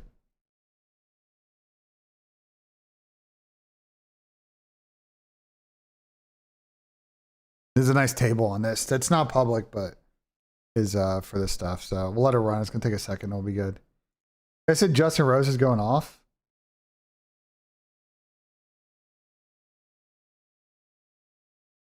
Uh-oh. I was gonna say the table not popping up is a problem. All right.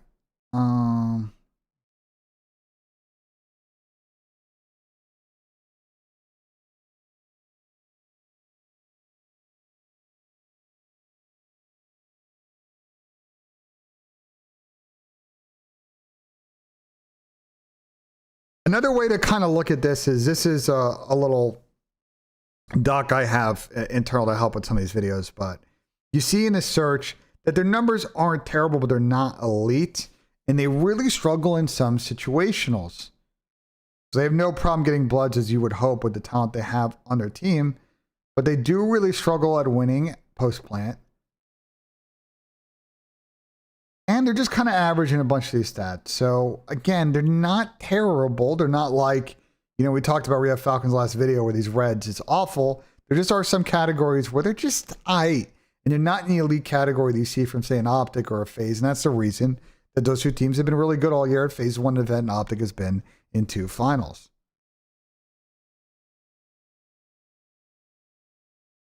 And Overload is another game mode where they have struggled to, in the beginning of the season, adapt. They've been much better as of late. But as you can see here in this table, weren't that good at it when they got to the event. And so you kind of factor this all in and you just realize, wow, I mean, this team isn't terrible, but they are massively underperforming against great teams.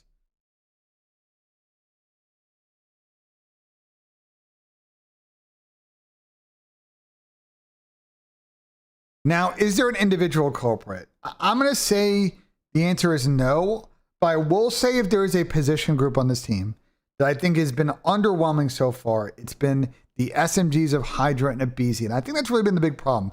These two have struggled to really develop any kind of chemistry in which that they can, you know, crack and be a difference maker against some of these top teams. Abe's numbers are really not that good. You guys know my thoughts on Abe's, but he's been really disappointing as the need overload ball. He's been great at hardpoint, at least in the getting kills factor.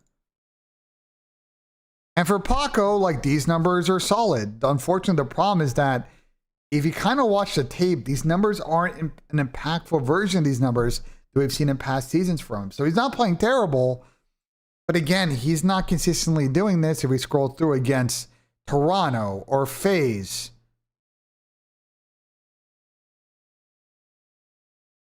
Or against General Mates or FaZe at Major 1. So yes, you can drop a 1.42 against Boston, but he's got to be able to do it against the top teams. And so far, he has not been able to really have that kind of impact this season.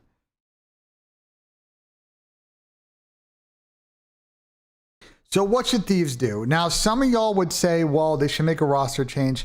I'm not in roster change camp with this team. If you go to challengers and look at the SMGs that are available, I just think it's a lot of side moves and downgrades. And I think getting Nissim was a really good add over Ken. And I think Nissim has added a decent amount of value. He's been great in overload. His comms are good. I think he's established a much higher floor than what they had with Ken. But I think from the SMG standpoint, if you identify that as your biggest problem, I don't think there is talent upgrades out there. They just got to figure out how to make this work and play better because the talent is there within some version of this team. They just haven't realized it yet.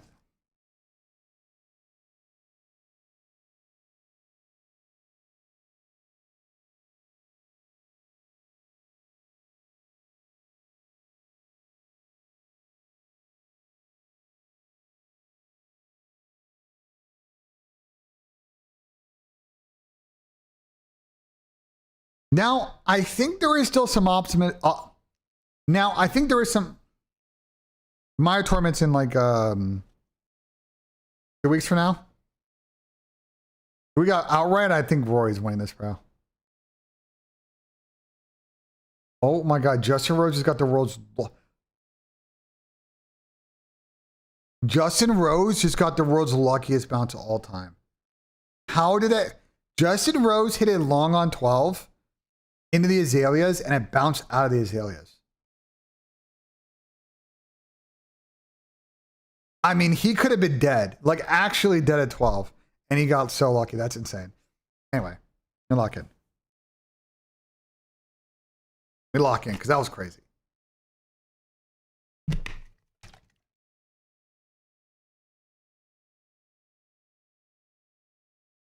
Now, is there some optimism in the future for Thieves fans? I think so. Let me point to 2 things that I think might be where Thieves start to generate some momentum here. One is the minor tournament, the online minor tournament, which is coming up in a couple of weeks. They've already done the draw sneakily on the website, and they haven't tweeted it out yet. So I might be breaking some news here, I think, a little.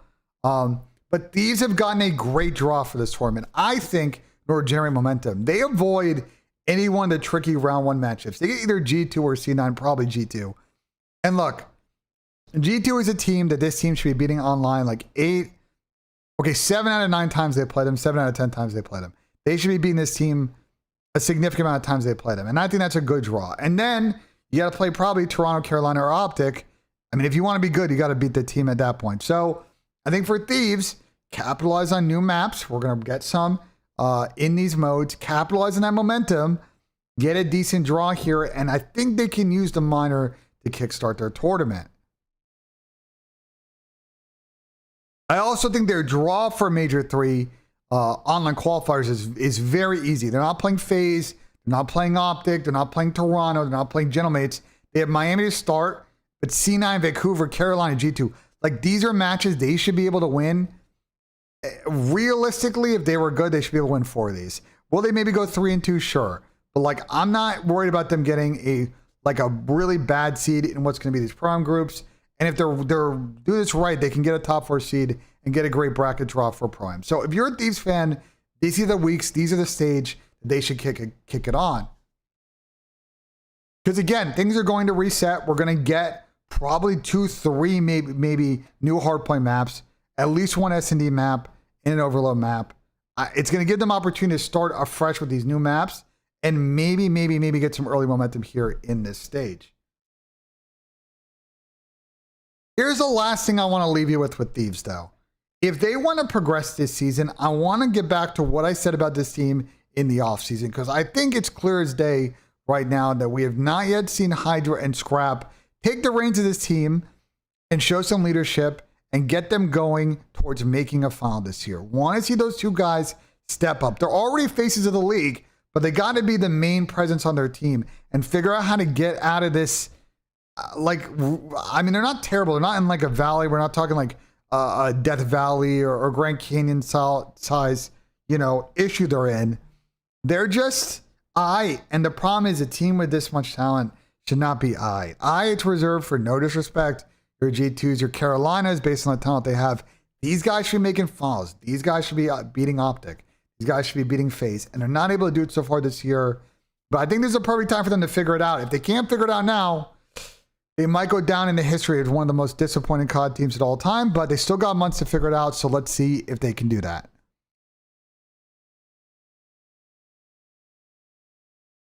So those are my thoughts on LA Thieves. I'm curious what you guys think. Let me know in the comments what you think. Like if you enjoy, subscribe for more. We're going to do a couple more of these videos. I think I'm going to do a kind of a combination, Gentlemates, FaZe, Optic one, and then maybe one other one. But let me know what you guys think in the comments, and we'll see you guys on the next one. Yeah, I think teams are scrimming today. Some. I don't know how many are, but I think some teams are scrimming today. The W video chat. I think there's a W video. That was some of my better work, I think.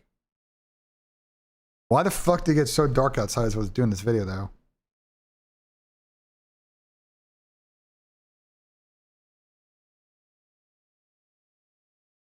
It got so fucking dark.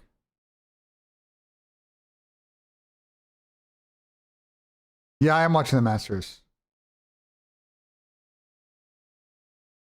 Every team in Miami is scrimming today?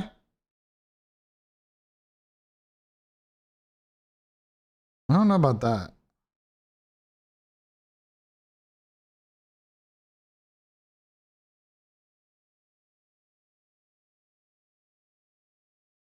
I think some teams are off today. Unless I'm faded.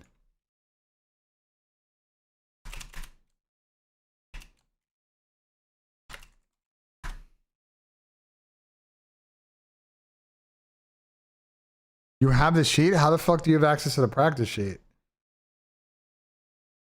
That's kind of crazy. I don't think MC was throwing yesterday, bro. Like, what? I don't think MC was throwing on purpose. That's crazy. Let me send this to my editor.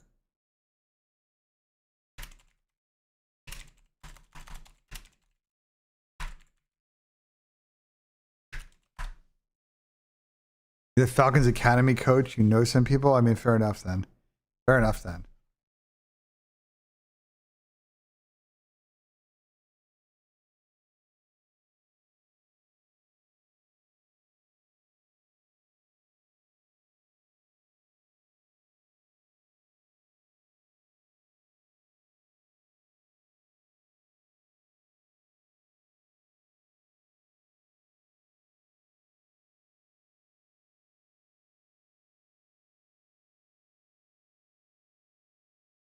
You know who? Oh, you guys can join that. C9 Bush scrims today. Is that true?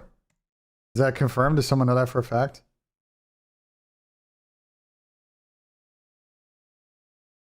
Is that confirmed? Like, do we know that for a fact?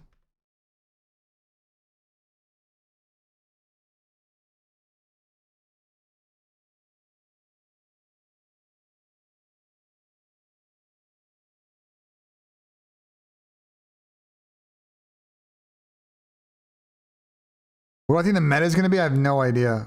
I have no idea. I mean, they've tried a bunch of different looks. I'm just curious where their thought process is at.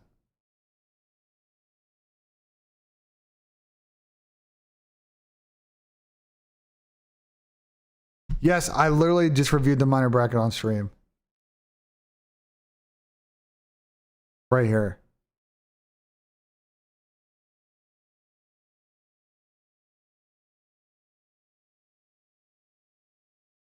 I mean, yeah. I mean, it's going to be an interesting tournament. Where are people at with the new maps, you know? It was a good putt for Brooks. He's 200 now. Brooks is having a good day.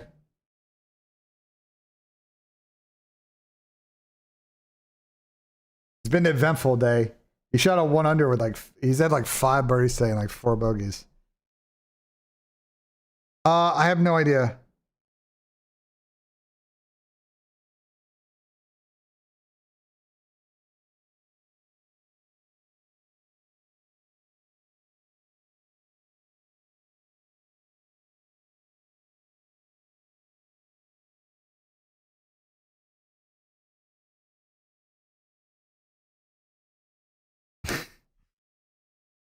Koi might have a real nice stage. We'll see.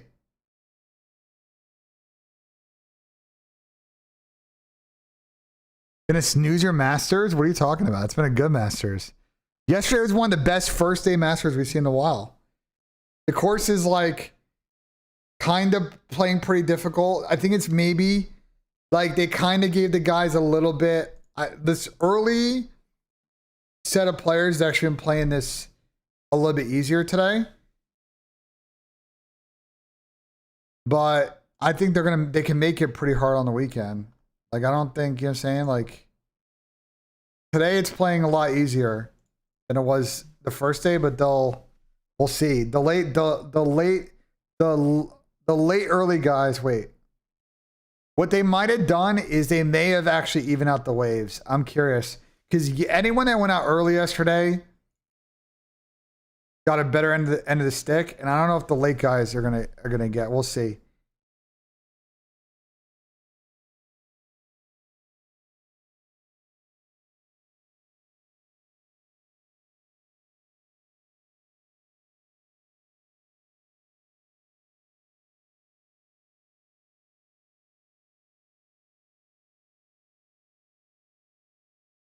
Rose bogey. I mean, there's gonna be bogeys. It's gonna be hard to play perfect. You know, Rose just gotta stay. Listen, Rose. He's got to be just floating about a couple of under par, bro. He'll be chilling.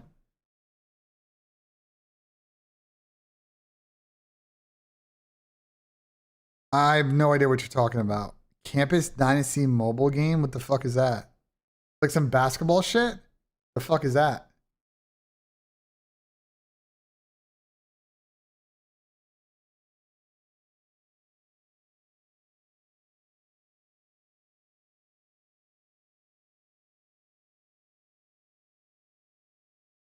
See now Bushkins was in Dylan's title and he changed it? Oh, so Dylan baited.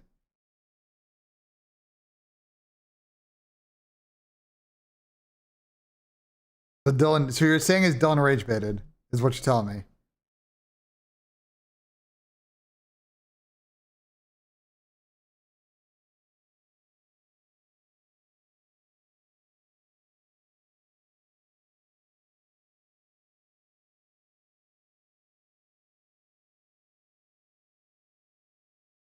I mean, yeah, that's classic fucking Dylan attached, bro.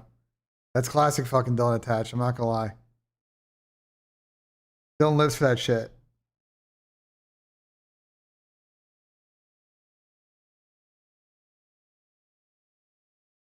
Dylan loves to rage bait, bro. He'll say he doesn't, but he's full of shit. How's my picks doing right now? Okay, let's go group by group.